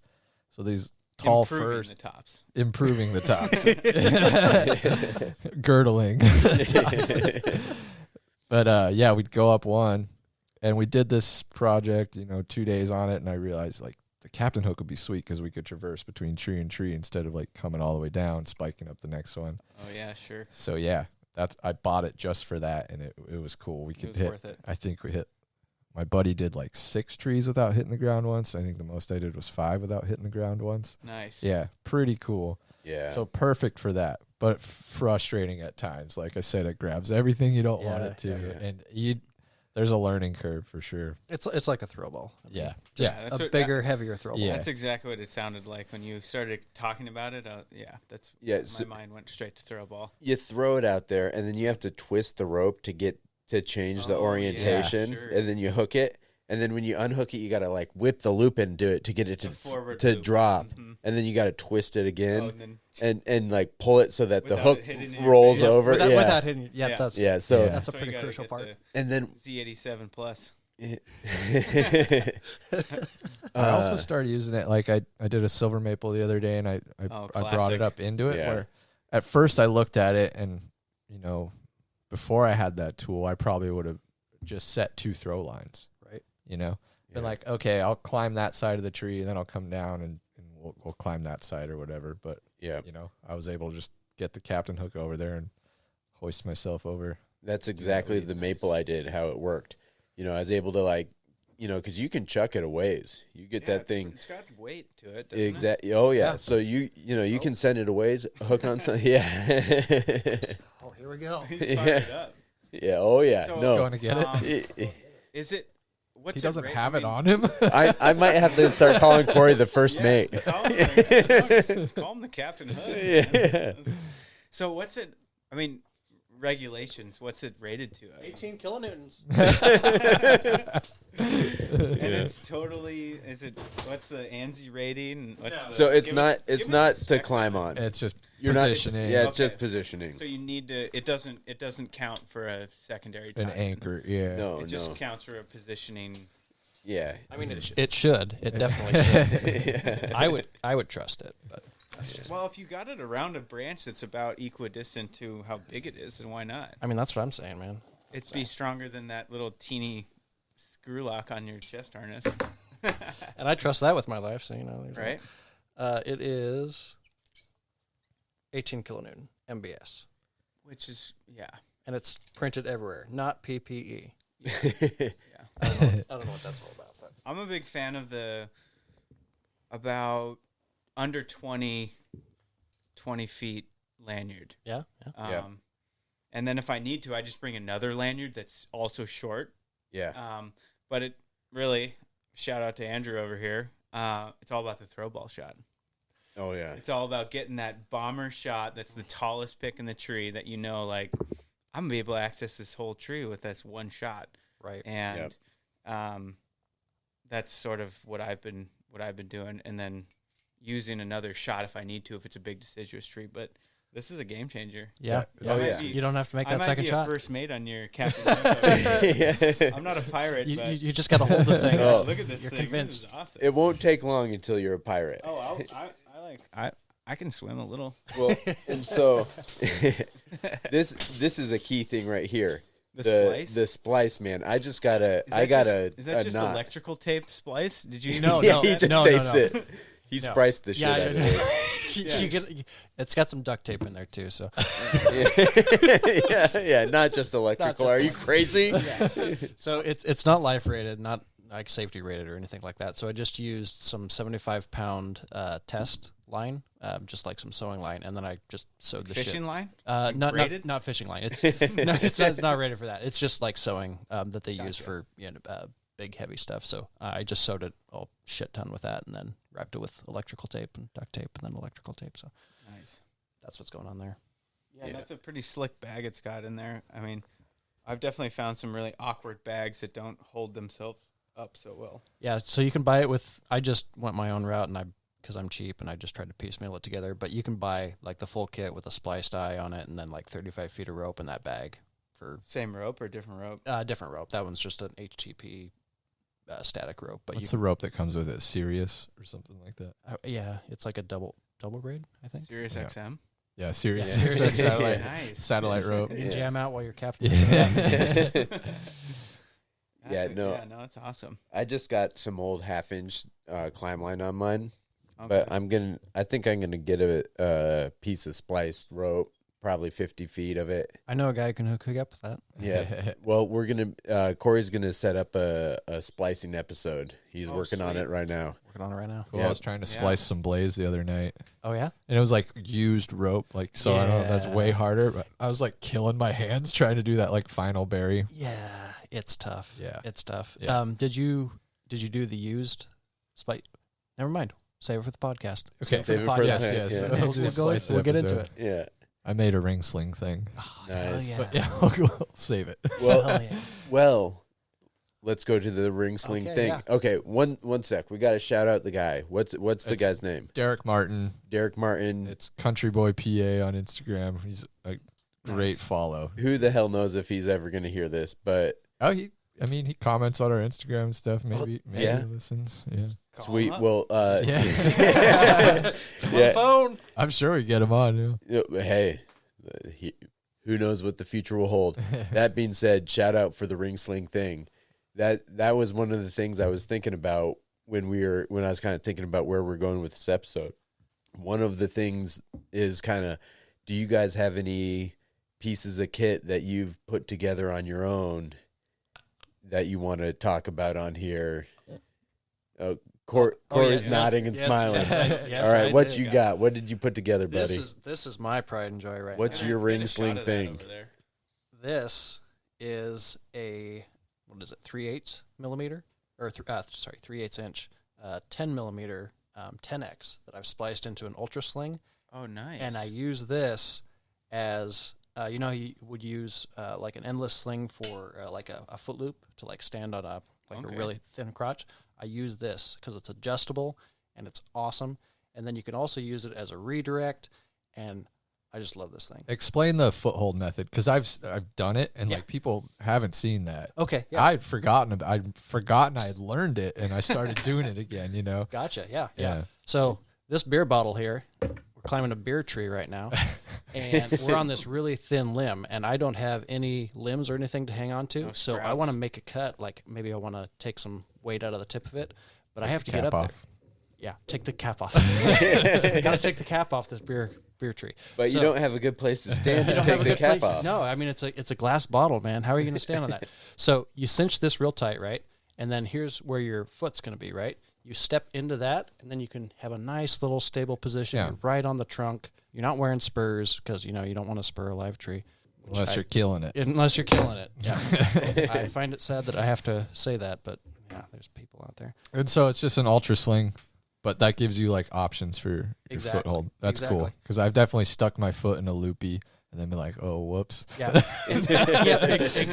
Exactly. Descend a little bit. Well, Descend so your- you could kissing also your use knee. that for like a hoisting a branch or Mhm. mid tying a branch or Yep. I am working on doing another. Jamie turned me on to the ring sling thing from what's Derek it? Martin. Derek Martin. And I want to make another one of these that's dedicated to rigging. And so I'll just carry, because I always carry like a rigging sling and then a climbing sling, and I don't Oh, ever mix nice. the two. So you can have a lightweight Yep. Lightweight rigging one. rigging Exactly. one right on you. That's cool. But yeah, that's my So we're gonna need to make some ideas because we got a product in the making here. Oh no, TreeStuff. Take note here. Yeah, well, We want 60%. maybe we'll talk to our buddy Nick and see what he thinks. But what I do is I've got this lanyard about yay long. You know, yay. Six. Depends. 6 Yay is about 6. Yeah, it depends on. So what it is I've always measured it where if you clip one end to wherever you want to anchor it on your harness, and the other end you can hook a pole saw onto, and it hangs low enough so that pole saw blade isn't cutting at your boots at all. So it's a pole saw length. Critical length, by the way. Critical Just reinforce length. That Yep. distance needs to be longer than your boot straps. Gritz knows exactly. Oh, yeah. You know, we've been rocking these for years. Oh, yeah. Right. So what I do is I got my pole saw lanyard here, you know, and what I've been doing recently is just daisy chaining it when I'm not using it, so it just doesn't take up much space on the harness. And then you have a redirect. And okay, so what I do is I put one end with the pulley carabiner here, and then a pear shaped on the other end, and so that when you put the pole saw on this end, and when you're coming down, the pole saw just slides right out and lays down on the ground just perfect. And you can just clip it right around the throat, essentially, of the... Exactly. Because I've done that exact move with the pole saw, and I just clipped it right into my belt, and you bomb out of the tree, and it's that's no awkward. good. You got to have the pair. Like the pole saw head. Yep. You know, Right on and your ass Right on, cheeks. right on the ass cheeks. Done it It's before. not a good scene. No. Or a good look. Or good luck. No. And then I'm a professional. I'm sorry. yeah. And then you got this end for the redirect, or you could use it, you know, you could clip two ends and you could have the boot loop. But what I've been thinking about this, because I've been thinking about the splicing episode we have coming up. And splicing and putting an infinity sling in here also. That would make it so cool. Might just bring it to another level of adjustable. Mm-hmm. And so we're on to something here. Well, and if you made it out of like am steel or something super strong, then it yeah. be lightweight. Yeah. So I was thinking about different ideas we could improve it. And like because you can see I've been using this one for years, and it doesn't have any pole saw marks on it or whatnot. But theoretically, there is a pole saw blade hanging over here, and it is a little bit roughed up there. A little bit of wear. Let's be real here. Yeah, but I mean, this is years old, right? That thing's all messed up. No, It's all taped up. You can climb on this shit, okay? Come on, y'all. But I wonder if there's something you could put, whether you could sew some tubing onto it, or something to kind of protect it a little bit. Yeah. The Cobra. You know, the Cobra support system? Exactly. The Cobra sheath for the standard size fits over the ropes really nicely. So something like that, I was thinking if we did some sheathing for about this much on this side and then infinity sling on this side so you could adjust it there. That's money. I'm just evolving this thing here. Sweet. It'd be sweet. And then, okay, you didn't even mention the best part of that application right there is the zip line. Oh yeah, you got an instant zip line. You got one branch. You're like, I got this sweet branch I could zip line out right now. I got one huge branch. You got the pulley on this side, so you got an instant zip line. Oh, it works great. Tight. This will fly right over the top of that chimney. No problem. Do you have one on your harness too? Yeah, I actually took that thin, like 5,000 pound cordage, the really thin stuff. So I actually just have the same setup, but I just keep it in a pouch now. Nice. So I've actually been trying to avoid... That's so cool because, like, how long ago did I show this to you? I don't know, probably 7 or 8 years ago. If not more, right? And then, so he's evolved it in his way. Right. I used to, and when I showed it to you, it probably was with Beeline. Yeah, it was probably with Beeline, but I mean the same roller, the same idea, just roller with like either and I've actually changed it to like a steel carabiner. Okay. Then I know it's just even more bomber, so I can feel able to rig it off of something. Yeah. Right. But it's still a big pear-shaped steel carabiner, like that DMM. Yeah. The big one. Yeah. And then the other great thing is when you have a big branch that you can hold it. It's not so heavy that you can't hold it, but it's too awkward to grab. Totally. You wrap this around, clip it on, and then you can hold this. And if it's so big that you're worried that you might drop it or there's a greenhouse, so you just can't drop it, then you clip it to your harness. Boom. And you hold it. So you cut it, and then you just unclip it and toss it down. Yeah, so what I've done with this same style is taking the 5,000 pound. I can't remember the name of this cordage right now. I think it's Samson Dyneema.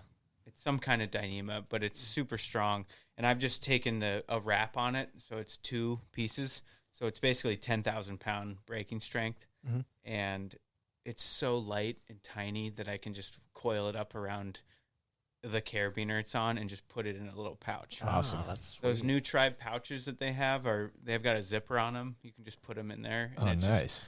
It's nothing. So you could almost make an infinity sling by just tying loops Out in of that in those Dyneema two stuff. Dyneema stuff, and then we could just put some tubing on the other end to protect it from pole saw or wear. It's the like you can take it and run your fingers down it, and it'll just stand upright, like this high, just holding it like this. 'Cause the tensile strength is so strong on it that it just you can't even burn it. Like you cut it with a knife, and then you try to burn the ends, and the core doesn't even burn. What you have to do is you have to pull the sheath down, cut the inner Dyneema out of it, and then pull the sheath out and melt it down to that point. And that's the only way to make it worthwhile. I kind of want some of that. It's super awesome. So we need to kind of develop this. We need to do some figure out different cordage. We'll try splicing some. We'll try tying some knots. I think we should develop this into the tree thinking lanyard loop or whatever we call it. Yeah. Well, Cool. it's so nice. It's like having an extra person up there with you. It really is. Man, here we are. You can even talk to it. Like, hey, buddy, can you hold on to that for me? I sure can. Sweet. I sure can. It's awesome. Yeah. I mean, redirects, false crotches. It's just right there for you. Cool. And then I even have the tiny little. It's actually funny because we went back to a job several years later, and there was Jason Seppa had left a strap and a pulley in the tree, and it was an old CMI mini pulley. Yeah. Seppa. The purple one. The purple one. Yeah. That are rated for like 6,000 pounds, but they're tiny. Yeah, they're awesome. And it was just up in the tree for who knows how long. And Seppa left. he just left it up so there, and I funny. climbed up the tree and got it. And I was like, oh, well, this is definitely mine now. Yeah, So screw it's you, just Seppa. It's the perfect utility pulley because you can put it on midline, no problem. And it's just as strong as, that sort of midline pulley system that it's not adding a bunch of weight to your harness, but it's just that key piece of equipment that you need when you're in a pinch. Yeah. Yeah. So what all do you carry on your harness? Obviously your strap thing. Yep. Like what else? So I carry that, and I put that on the middle ring on the back of my harness, and it's just daisy chain, so it takes up almost no space hanging off there. And then I'll carry like a micro pulley on a carabiner with a strap, so that I just have a lower down if I need it. And then I'll carry. I usually try to keep ideally a steel, but sometimes another, some kind of extra rigging carabiner or two, just because you never know when you're going to need a carabiner. And then your handsaw, and then I carry a chainsaw lanyard. For whatever reason, I just always have my chainsaw lanyard on my harness. Yeah, I do that too. I don't carry it on the side. I keep it on my harness because you never know Me when. too. And that's the bare bones. A lot of times when I'm climbing, I'll usually have some ascenders hanging off there because I just ascended up the tree. I'll have my footlock ascenders because I'll ascend up on with my rope runner or my whatever system I'm using, and then I'll just hang the ascenders off while I'm climbing around the tree if I'm on single rope. If I go up and then I switch over to double rope, I'll usually send the ascenders down just so I don't carry them around. But if I'm on single rope, in case you have to run back up, I keep those around. And usually that's about, if I'm in a big broad spreading tree, as of recently, I've been carrying the captain's hook. It's a little extra weight, but I've really I was kind of slow to start carrying it around because of how much extra weight you're bringing, but I find I'm using it enough so that I'm just going to start. I won't bring it up with me, but as soon as I use it the first time, then I'll just keep it with me. Yeah. I think keeping it simple is keeping it within reason is a good idea because, you know, there's that inevitable time where you're like, I got to go through that tiny little spot in the tree and I got to wedge all the stuff I have on my belt through that tiny little spot. And you're like flipping your saw through there. You're flipping your hand saw through there. Yep. Yeah. And you're wedging yourself through there. And yeah, just bringing the most equipment possible without being annoying is that fine balance of just using arborist vision. That's important. Yeah. Yeah. So I think it's fun to just nerd out and dial in what you carry on your saddle. You Totally. know, I got the same stuff all the time, and it gets me through most everything I need. Well, and keeping it in a pouch, like that's been a relatively new development that I've used is a pouch, like a zippered pouch or a tethered pouch. That's not more than, you know, much bigger than a koozie, really. But you can fit some really critical gear inside that little pouch and just have it ready at your with your hand. It's not like getting stuck in a crotch of a tree that's 10 feet away from you, Right. or it's just dangling, or it's on the ground, and you're gonna be like, "Hey, can you figure out how to tie that on to me?" Yeah. Yeah. I started carrying one, and what I keep in there is loopies or webbing slings, and then a friction hitch, and my cell phone will ride in there too. But I hated having loopies dangling. Yeah, And I tried tying them up in Dangling. different ways, but when you go to deploy them, it's kind of annoying versus this. I just reach in that pouch and Just pull pull out a loopy. I think I'm going to start carrying a pouch. I've been, you know, Corey's always got a pouch, so I watch him do it all the I got time. multiple pouches. Yeah. Pouches for my pouches. That And- zippered one sounds cool. Yeah. It does. Yeah, the new tribe ones. I've got an older style one that's more on this harness. That's just like an open. It's more like a chalk bag for like rock climbing, which is okay for wreck climbing. Awesome for wreck climbing. You can like tether stuff onto this, but I use this for working, and it just filled with junk all the time. It gets stuck. But the ones that have zippers are a little bit tighter, and they're more shaped like they're like tubular, and so you can zip them closed. They don't get hooked on stuff, but just having everything tight is so much more efficient. Yeah. Yep. I need to start experimenting with different ones. And there's so many lightweight webbings, and Yeah. the strength of rope now is so insane that you can just have, you know, instantly if you double something up, you've got 10,000 pound breaking strength. That's insane. Yeah. That's like having 1/2 inch braided line right there, and that's just weighs nothing. Yeah. I used to have those the big blue Buckingham bags. Or not big, but you know. But they're big. They're like they're pretty big for carrying on your harness. I used to carry one of those just on the steel ring on it, and it would always get caught in stuff. Yeah. But now they have the pouches that, you know, I shouldn't say now, they've had them forever, but pouches that hug so tight. I just need to start using those. Give it a shot. Alternatively, you can just carry everything. Yeah, you could ever Corey. want. I am a maximalist. Yeah, and that was your introduction to me. So I started on working with you. And I was like, I was about to do my gear order. You know, I got on with the municipality with you guys, and they're like, you know, we got to put your gear order together. So I was like, Corey, can I see your setup just so I know, like, I'm not being too crazy with what I'm asking for, you know? And you're like, well, I'm a maximalist. Let me show you my harness setup. Maximalist. Maximalist. Yeah, I Captain Hook maximalist. Captain Hook maximalist. I don't actually carry that Captain Hook with me. I do the Andrew thing. I send up for it, and then I'll just carry it with me for the rest of it. But I have literally everything. Oh, fucking your kilt. Oh yeah, my kilt. So this is You a got a new kilt on there, too? I've got a kilt on here. My wife calls it a skirt. It's a kilt. It's a kilt. Well, I got a purse, so it's fine. Okay, it's great. So I carry my saw. I don't like the saw dangling. I carry it. It's a bad look. It's a bad look. It's not professional. It's not neat. It's not tidy. So I've got a little mini saw here. So what we're talking about is, so let's say this is my saw hook right here. I don't like it like that. I like it like that. Okay. Yeah, I'll switch it up.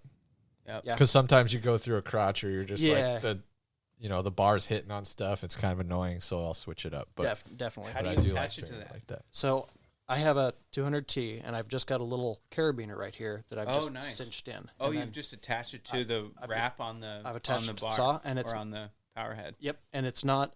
It's short enough that it won't interfere with the bar at all. Like you can't make it hit the bar. But the carabiner on the wrap is a fixed position. Mm-hmm. Yep. Okay. Yep. It's just cinched down there. I took some paracord and just cinched it down there.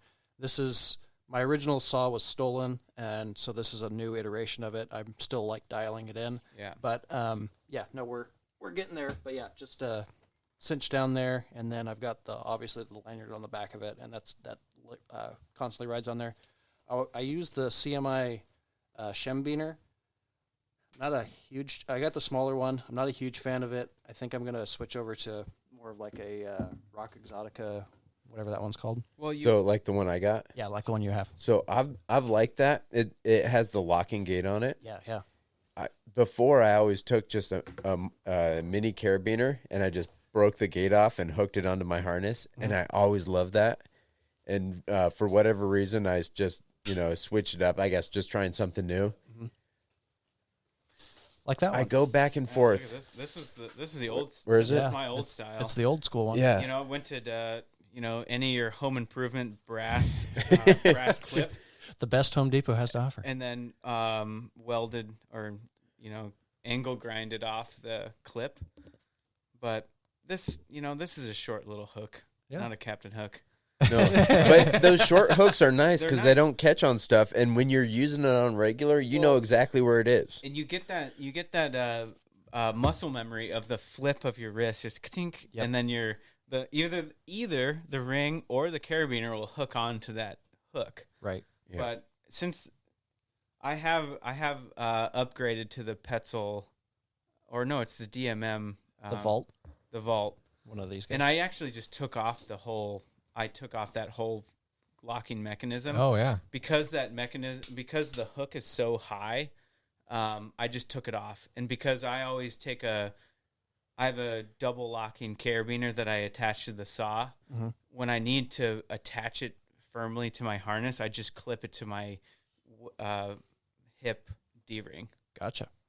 And then it acts as a vault, so it can't fall out. Yeah. But most of the time, it's just on there as that big hook, and it can't come off. Gotcha. That's pretty slick. Yeah, that's one of the things. That's why I bought the Shembiner, because I was thinking the same thing. Like you can just like hook it on there. I got the smaller one because I thought lower profile, so it's not going to be catching anything. I wish I would have gotten the bigger one because it has a bigger opening, and then you could just do the whole hook it onto the thing. But I think I'm going to go with the transporter, right? The Rock Exotica transporter. Maybe. I don't know. Whatever that is. Wait, so what's the one you have there? That's the vault? So this is the vault. It's the locking gate Okay, vault. the transporter is the other one. It's the Yeah. Rock Exotica's one. And I've really enjoyed it. Yeah. I think I might go to something. I've almost taken the gate off of it because I want just something that I can go on and off nice and easy. Before you do that, I'll buy you a $20 Shembiner and I'll charge you for that. Yeah. Well, I use the large Petzl Caro tool. Yeah. Gate's not on here because they always break and fall off, but I found that's just fine because it's so same easy to go on and off, and I could hang, the saw so many different ways on there without, adding a carabiner to the bar or anything, to the wrap. That'll sit on there. Oh, the Or chain like- break even. Yeah. If I'm in a pinch, I'll just throw it back there and it'll land It'll hook, somewhere. yeah. It's kind of like Yeah, Batman's grappling hook. You just throw it, it catches every time. Where is my hook? But like where the throttle is, like the handle, you can hang it on there. Yep. And that way it's sideways like you like it, but the bar is going across your back, so it's not like catching on stuff, like hanging out the side of your hip, That's pretty slick. Yeah. So my other setup at work, when you took off, I stole, what is it called? A shim hook, you said? The Caro tool. Care tool. So I took off the care tool off your harness and put it on mine, and the wire part just broke off. And my first thought is like, this is the perfect saw hook. Yeah. So I didn't switch it over immediately because I got to unscrew the Rock Exotica, but that's the plan, is to switch them Nice. over. And I think I'm going to do that for my private.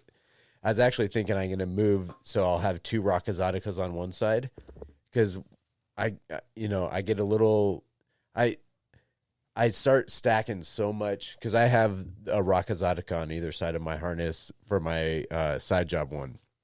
And on one side, it's for my saw. The other side, I put, I leave it empty. I'll have on the back of my harness, I'll have my pole saw lanyard, and I'll have my extra carabiners and my pulley, and then I'll leave that empty, and that way I'll put, just gear as I'm using it. I got a spot to put it. Yep. I do the exact same thing. Ropes. It's loaded by the end of the class. It's always loaded, so I'm going to put 2 on there so that I have 2 to always add to, and then I'll have just a hook on the pole saw side or on the chainsaw side. Clever. Yep. Well, and even just taking those like really big carabiners, and that was a benefit of having the tree motion. Yeah. Is that it's not leather, but like whatever the attachment is, there was like little eyelets that you could thread a huge carabiner on there. Yep. Right through, and then you basically have one of those vaults or whatever have you on there just ready to go. Just for because the difference between having like the difference really is having something that clicks onto your harness than having to click something onto your harness. Right. Just taking something and pushing it onto you, which is already a fixed position, than to opening it with your fingers and clicking it to yourself. And making sure that there's a massive difference that if you haven't tried it, then try it out, because being able to just push it towards you and down, it's on, and you don't have to worry about it. Yeah, and that's why out. Stuff always ends up stacked on my other carry tool. Because it's just ready to go, and you have loops, but some of the loops don't even get used because you're like, I'd rather just click it right here. That's what I use those loops for like the extra, the extra carabiners. This stuff I know I'm going to carry every time. I put them on those loops for that reason, because at first I put them on that thing, and it's like, nope, it gets full too fast. Yeah. I think. Can we talk about for just a minute the first aid kits that are on there? Because there's something that gets glossed over or not appreciated, but people listening right now, safety's definitely cool, and we're all proponents of it, and I think it's a good opportunity to talk about what's inside the first aid kits that are on people's harnesses. Yeah, this one's just a bandage, and at the city. We carried tourniquets. And it's on my shopping list. I gotta have that on my. I need to get one for my saddle again. Yeah. Yep, just a simple. Yeah, I'm gonna open this up. But what's in it right now? Because I think a lot of people out there that might be listening were like, it's it's kind of an extra purchase. I could buy this other piece of equipment, but we all know that it's important, and what's in it? Like, what's the selling point for it? So this is what we have here is an Israeli bandage, is what they're called, and it's just a compression bandage. It's a series of looks like ace bandages with a like a little butterfly thing going on, and that butterfly thing allows you to kind of tension. It's like a smaller version of a tourniquet. Yeah. So the difference is with the. Because we do all these trainings at the city, and one of the trainings is how to bandage and everything.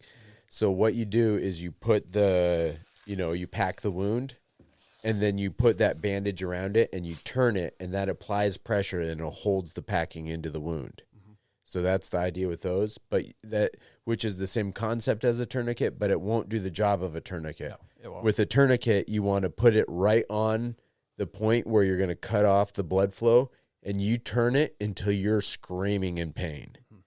Like they say that it is the most painful part of the injury is putting the tourniquet on, damn near. I'd rather walk the plank of the Captain Hook than tourniquet on. Yeah. But I heard a story about a guy that was climbing in a tree, and he, one hand in the saw, cuts himself. Classic. Yep. Classic. And what ends up happening is it's squirting blood. I mean, he cuts himself good. He's like spraying blood everywhere. So he grabs it and he holds it. Well, now he can't use the hand that's cut because he's injured it too severe. And he can't use the other hand because it's stopping the bleeding. As soon as it lets go, it just starts, like I'm going to pass out of blood loss in a matter of seconds. Like arterial. Yeah, arterial. So he's stuck in the tree because he's holding it and he can't use his hand. So you got to have that tourniquet so you can stop the blood flow. Yeah. And then you can get yourself down. Yeah, you're not going to, if you're up in the tree, unless you're like the biggest badass ever, you're not going to cinch it down so that you're going to stop the bleeding on yourself, right? But you can get it to a point where you're not, squirting blood 20 feet into the air, and you can still use a prusik and get yourself down to the ground. And, hopefully by that point your grounds person is. Yeah, I mean, that's the ultimate goal is like, if in the event that you injure yourself, that you can do a self-rescue. Mm-hmm.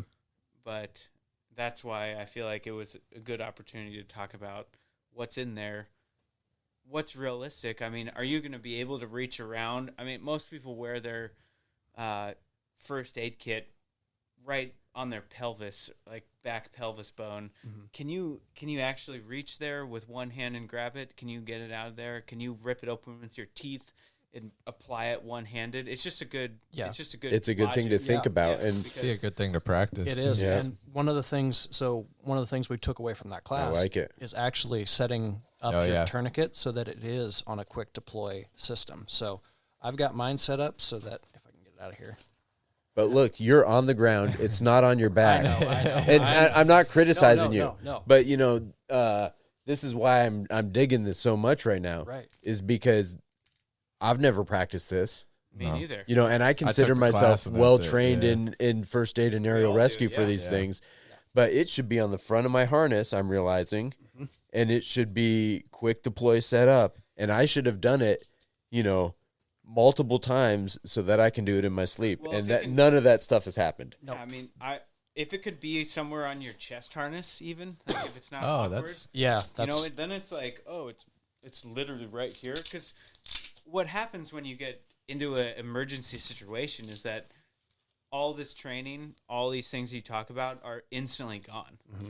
And then you're like, holy shit, this is a serious situation. What am I going to Where do? the hell is my thing that I need to if do your to save tourniquet's myself? like in your line of sight almost, on mean, your it could- chest. it's- That's it's a worth good idea. exploring. Yeah, I might play around with putting one on there's there. attachments, there's loops up there. Yeah. Well, and it might be smart because a lot of times we'll wear the same jacket when we're climbing, or you know what I mean. It might be smart to just have it. You always have your phone in a pocket. Instead of having it velcroed to just have a tourniquet like when you're on the job, just with your wallet. Just in a pocket. On you all the time.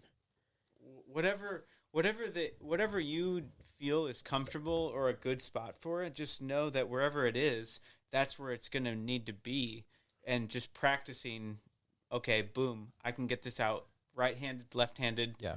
I'm upside down, I'm right side up. Just pull it out and just try it out. One of the other good things about having it on your person is it's always there if you get injured. So it's not necessarily maybe you who's putting it on, but your groundsman gets you down to the ground. Say you're on a lowerable system, you unclip your lanyard, groundsman gets you down. They can start administering first aid without running back to the truck and getting the first aid kit. Totally. Yeah. If it's just right there. That's critical time. Critical time, Yep. exactly. So maybe you can't do a self-rescue, or maybe you can't put it on yourself, but just the fact that you're on the ground and it's right there ready for you to go. Yeah, to say, hey, I cut myself.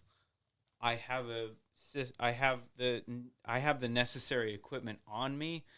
Just I'm coming down as fast as I can. Yep. Just get ready to help me out here. Put a mattress there down for me. Yeah. Put Deploy the some- parachute. Yeah, put some wood chips down, and I'm gonna be hanging out on the ground for a minute until EMS shows up. It's Well, yeah. critical moments. But yeah, here's the quick deployment method on the tourniquet. So if you do a little tab there, that'll allow you to not have to. So, and you do that tab by folding the end of the Velcro strap over on itself, right? So that's the full tourniquet, right? You wrap this around. And it doesn't come set up with that tab. No. You got to twist in it on your elbow. This just shows you if you don't have that tab how critical it can be. Yeah, and see- this is See, like I'm fumbling around trying to put this on. Try to feed that through while you're bleeding out. But if you have a tab right there, this one's a little bit longer, but that's just for demonstration. So you've got a tab right there. Pull that. You're cinched down. Close it up. And then you can start cinching on the All right, tourniquet. really crank on it, Corey. yeah. I want to hear you scream. The safe word's Captain Hook. Captain Hook, Captain Hook. Arr! Oh, Yeah, no, that's a good point. I think too often, and this is for me as well, the first aid kit is just on the back of my harness. Yep. When it needs to be ready to deploy, good to go. yeah, I was just thinking about that the other day. I got to put a tourniquet on my shopping list. Yeah, and make sure you Yep. get the It's CAT, right? CAT. Yep. Yeah. You can get them. CAT. CAT. Yep. Combat Application Tourniquet. I know how to spell CAT. Yeah. It's actually with a K. It is CAT, not KAT, right? Yes, it is. Yeah, if you want to look it up, it's like combat. Combat Application Tourniquet. Yeah. Developed by the military, and you can get them on. And what was Stop the Bleed was the organization. Stop the Bleed was the training. It's a federal training Yeah. that they've been pushing to defend people against active Man. shooters. If you own a company and you could look into Stop the Bleed and get them to come do a training with you, it was awesome. It was one of the best like safety trainings, like most practical thing Yeah. I had been through, for like a traumatic wound, like a chainsaw cut in a tree. Yeah, it's perfect for our industry. And it really covers something that we don't often think about, right? Because we do aerial rescue and you're kind of role playing this scenario, but you're not thinking about packing wounds. You're not thinking about putting tourniquets on, but that might be just as important. I had never As heard in the of other packing part. wounds before. Yeah. Stop Yeah. the Bleed, to be honest. Yeah. No, neither, Yeah. so. Great training. Great training. Yeah. Definitely. Stop the Bleed. It's a federal program. Get on it if you can. And they recommended CAT tourniquets, right? They recommend. Yeah. Don't get the off-brand ones that you find on eBay or whatever. Yeah. Combat Application It's just a Tourniquet. belt. It's just a belt. Well, and just doing the whatever you can, whatever extent you can to do any kind of training with your crew, whether it's like Get you and closer, one other Gritz. person, is just going to be really important for in that case scenario. We don't want to plan for it, but it's good to keep it top of mind. Oh, yeah. And just having that exit plan, making it easier, even just knowing where you are, because every tree is in a different spot. So just knowing what's my address, who do I know to call, is all really good stuff. Yeah. Definitely. I think I feel a aerial rescue like safety episode. Oh, 100%. coming up. Yeah. We're definitely, I've definitely been thinking about that. What's some other safety gear that you have on your belt? Like besides your, go ahead. Oh, I got a great one. Yeah. Okay, so it's July, and you're doing a big conifer removal, and you've been working all day, morning, it's cool out, and all of a sudden you take the top out, and you're up at the top of the big pole, and it's 2:30 in the afternoon, about to be the hottest part of the day, and you're up there fully exposed. One thing that really was a game changer for me was getting a mini Camelback or knockoff brand of the same thing, just a hydration backpack. Yep. Having it on my back, it's not even attached to my harness, but just being able to have 60 ounces of water with some of those little like Cliff Bar or those little gel packs of the just electrolytes. Yeah, like the marathon runners. The marathon ones. I mean, they make them in caffeine, non-caffeine. Mm-hmm. The caffeine ones, I've taken them and I get just like so torqued that it's not. I'm not a big fan of them. But just the ones that are just straight electrolytes, just straight sugar. Yeah. I've gotten into the mentality of like, all right, I'm taking a top out. I'm at the top of this huge pole. I'm about ready to chunk down, and you just eat one of those little Nice electrolyte gummies, and then I'll just, I got my Senna on, and I'll put on some sweet tunes, and just put the hose in my mouth, and just suck down like 60 ounces of water.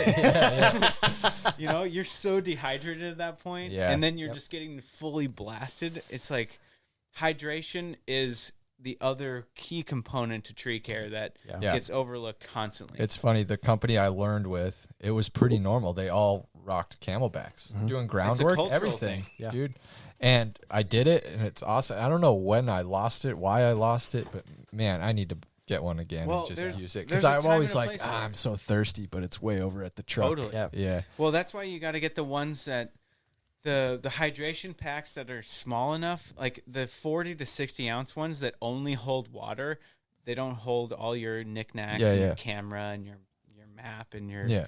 whatever. Right. Uh-huh. But it's just like if it only holds water and it's a backpack, it's so light that it doesn't really affect your balance at all. Because that was my biggest hinder. Was like, oh, it might throw me off balance wise. But if I can have something that I can just chug water, if I can suck down 60 ounces of water in like a half an hour, that's going to be beneficial to me, guaranteed. Oh, So, yeah. Pretty crucial. Or just sipping on it all day, Yeah, It's or just on the there. flip side of Yeah, it, yeah. just sipping down, sucking a little bit of water at a time. Like being outside, just being exposed to UV light for that amount of time, you're guaranteed going to get dehydrated. Yeah.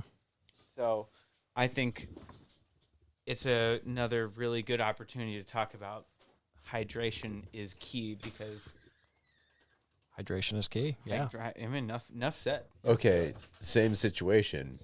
You're up in the tree all day. It's July. You blow the top out. Boom. You're in the sun, having some sunscreen on you. Totally. It sounds basic, man, but today was one of those early sunny days in the year Yeah. where March. I know, but it was, and we were working on the street, so it's reflecting on us all day.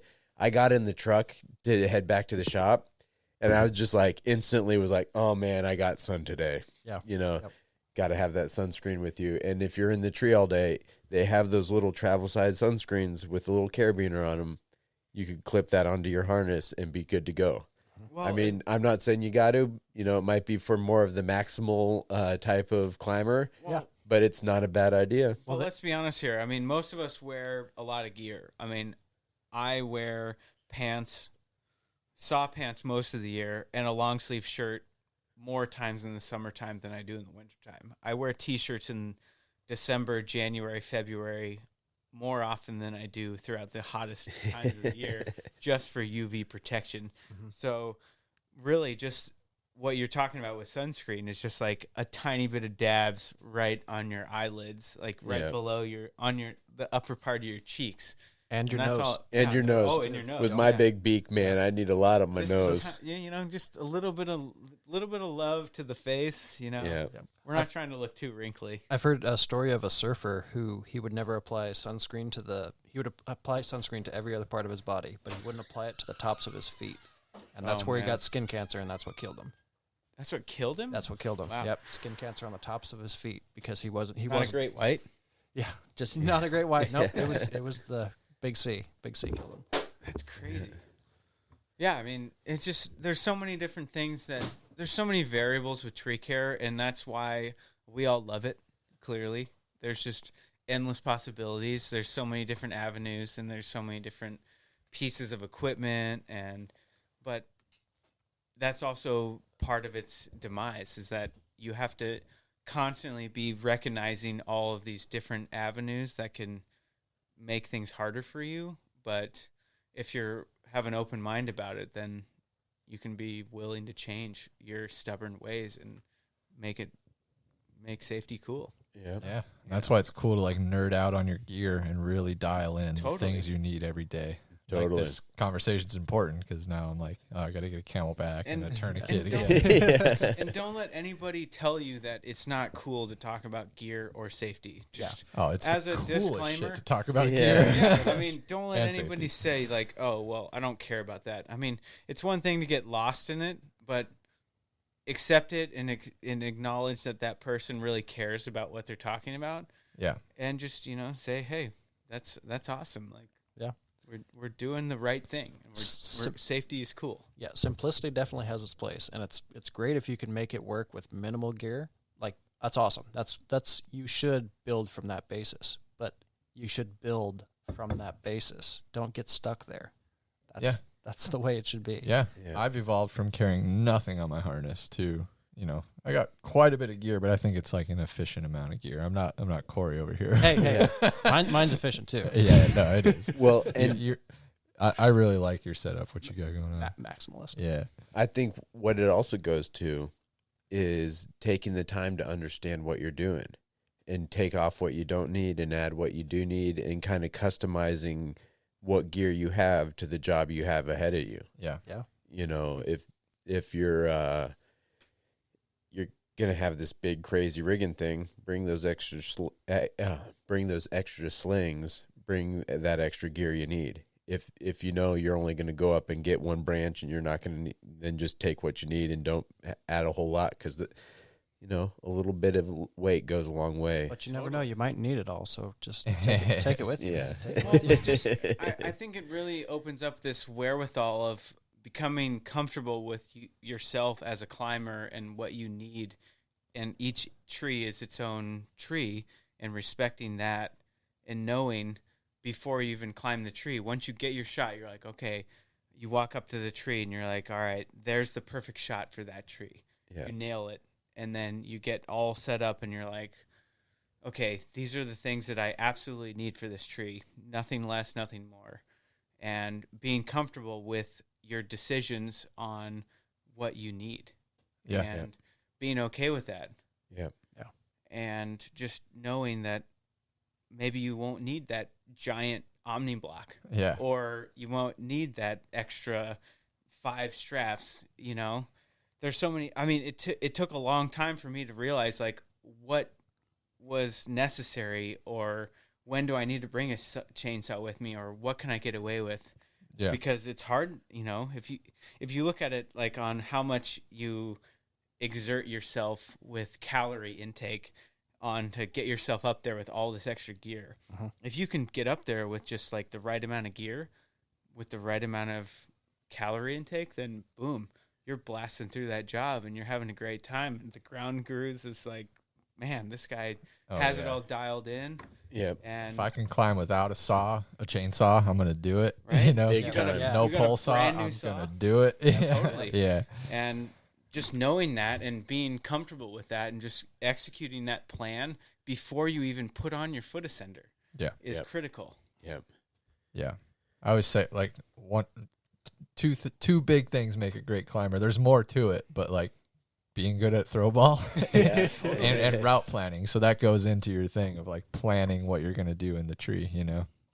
I mean, well, and those are decision related. making. You I'm got gonna to keep know where going. you're going to hit that Yeah, throw yeah. ball shot to plan the right route. Yeah. Totally. And just it's really a good opportunity when you have younger climbers that are really eager, like so amped on the gear, the industry, the saws, the trucks, just everything about the whole job. Yeah. And then you have them and you're like, hey, what is your plan up there?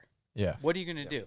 And they're just like, I'm just going to go up there. And you're like, no, what are you actually going to do? What are the cuts you're going to make? Yeah. How are you going to get it to the ground? How are you going to position yourself comfortably to make those cuts? And what's the process of your whole climb? Yeah. And it totally flips them into this mentality of like, okay, this is a systematic procedure that makes sense. Yeah. It's like the third thing that make a great climber. And you said it to me one day. It was just kind of an offhand thing, but it stuck with me, was being able to make the decisions up in the canopy. Yeah. So like hitting your shot, great shot, planning your route, and making those decisions. Like you're going to get through that tree pretty quick and safe. Totally. Yeah. Well, you see a lot of climbers go up and, they'll hit the shot. They'll climb up there, woo, climbing trees. Yeah. They'll get to the spot and then they're like, all right, what now? Yeah. Okay, which way do I go? And if you haven't figured out that route through the tree, then you go to whatever's closest or whatever catches your attention first. And that might not be the most efficient thing to do Yeah, first. you might get bad rope angles Or it might be more efficient to go up, get this part on the way up, and then come down and get that part.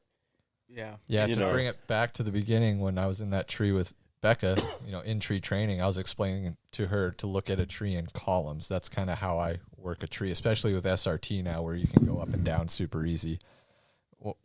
When I was taught how to prune, it was usually you start at the top of the tree and work your way down kind of thing. But with SRT, I think it's kind of changed. So you see the tree in different columns. Say I got like 4 columns in this tree. That's going to give me great rope angles for each part of the tree. The first one is usually on the way up. There's plenty of work you can do on the way up. Then you get up there, you see your next column, next column, next column. Yeah, well, that's funny because I feel like the best opportunity is just to climb up to the top, because the way that you are looking at the tree from an underside view is completely different from flipping that from like looking down. Yeah, totally. And totally. And having a crew member that's competent and confident on the ground. Yep. That's important. Confident and competent. Yep. On the ground that says, hey, what does it look like from your perspective? Because my perspective from the tree is this. Yep. What is your perspective from this? So Dude, you have that is such a big and thing. that's a huge thing, is to trust in your ground person to go to the top of the tree, check out your pick, because that's the beauty and the demise of the throw ball, is because you walk up to a tree with your throw ball and you're like, I'm a hot shot. I'm going to fucking blast that thing up to the top of the tree. No problem. Yeah. Big shot, just throw it up on your own. But I'm going to get a shot to that tree that's 90 feet, and you don't even consider what's anything in between all that. And knowing that you have somebody on the ground that knows their stuff, that can be able to see everything that you're climbing around you, to say, hey, you need to make those cuts on the way up because it's going to make it more efficient, but making it so that you're working together in a way that makes it better for the whole climb. That's such a big deal, because so many people have egos and they don't want to hear about it from the ground crew. But that's something I've always tried to do, is ask the guy on the ground, hey, what am I missing? Because from my perspective in the tree, like you're saying, is 100% different from the perspective on the ground. And I might be getting everything I see or detailing it out in a way that looks good from in the tree, but the client's not looking at it from the tree. The client's looking at it from the ground. Totally. So you always have to, like, on hitting it on the head, you got to have that good relationship with the ground crew to be able to understand. And it's funny because I've been up in the tree so many times, been like, hey, how's it look up here? And people are like, why are you? Looks good. Yeah, and they're trying to make you happy because you're the climber, and they're trying to please you so that you can, and it's like, no, I'm not, we're working together as a team. Totally. And so, yeah, that's such a big deal. It's kind of a weird trust exercise, because somebody who's brand new to the crew, you can be like, hey, man, or hey, person, like, what does this look like to you? And they're like, I'm not very trained. And I'll just say, I don't really care. Like, it doesn't matter. Like, what does it look like to you? Yeah, if a stick is sticking out of place here. You know instinctually, like, whether or not something looks out of balance. And just, surrendering yourself to that mentality of, like, trusting that person. Yeah, is a disconnect that I think the industry that could strive for. Yeah. Yep. All right, I'm gonna cut this off though, because I'm actually working on an episode about workflow. Nice. Oh, okay. we could do ground operations too. Even. Yeah, and ground operations is another outline that I'm working on right now also, and we are so far off on a tangent, and this is freaking gold. And save it for the podcast, man. Save it for the podcast. We'll do this another time. And we're already at 2 hours and 16 minutes into this one. Sweet. Yeah, and it feels like it's gone by in about 15 minutes, man. This has been a great one. But I'm going to reel us back in and just say, what other gear-related stuff do we have, or are we ready for tips and tricks? I think two things that I would bring up that you should carry with you every time. Yeah, and you've touched on this before. Okay, so is this tips and tricks? Yeah. All right, so we're in tips and tricks. Figure eight. Always carry a figure eight or a backup system that you can lower yourself out of the tree with. And that's something I forgot to tell Jamie. I always got my piranha on me. Always got your piranha. Piranha or figure eight. Piranha or figure eight. And one thing that I carry with me in the tree, and I've never used it yet, and there is some contention on this. It's used in rope access, but it's not used in tree care, is a knife. And I always have a knife with me, one of the spathe. If there's a situation where I feel like I need to cut a rope, I'm going to cut a rope. Like, I'm not going to think about it. I'm just going to cut that rope. If it's like lives hanging in the line, I'm going to cut that rope. Yeah, I usually have a chainsaw. Yeah. I'll just fire up the 200T. I'm going to cut my brassica.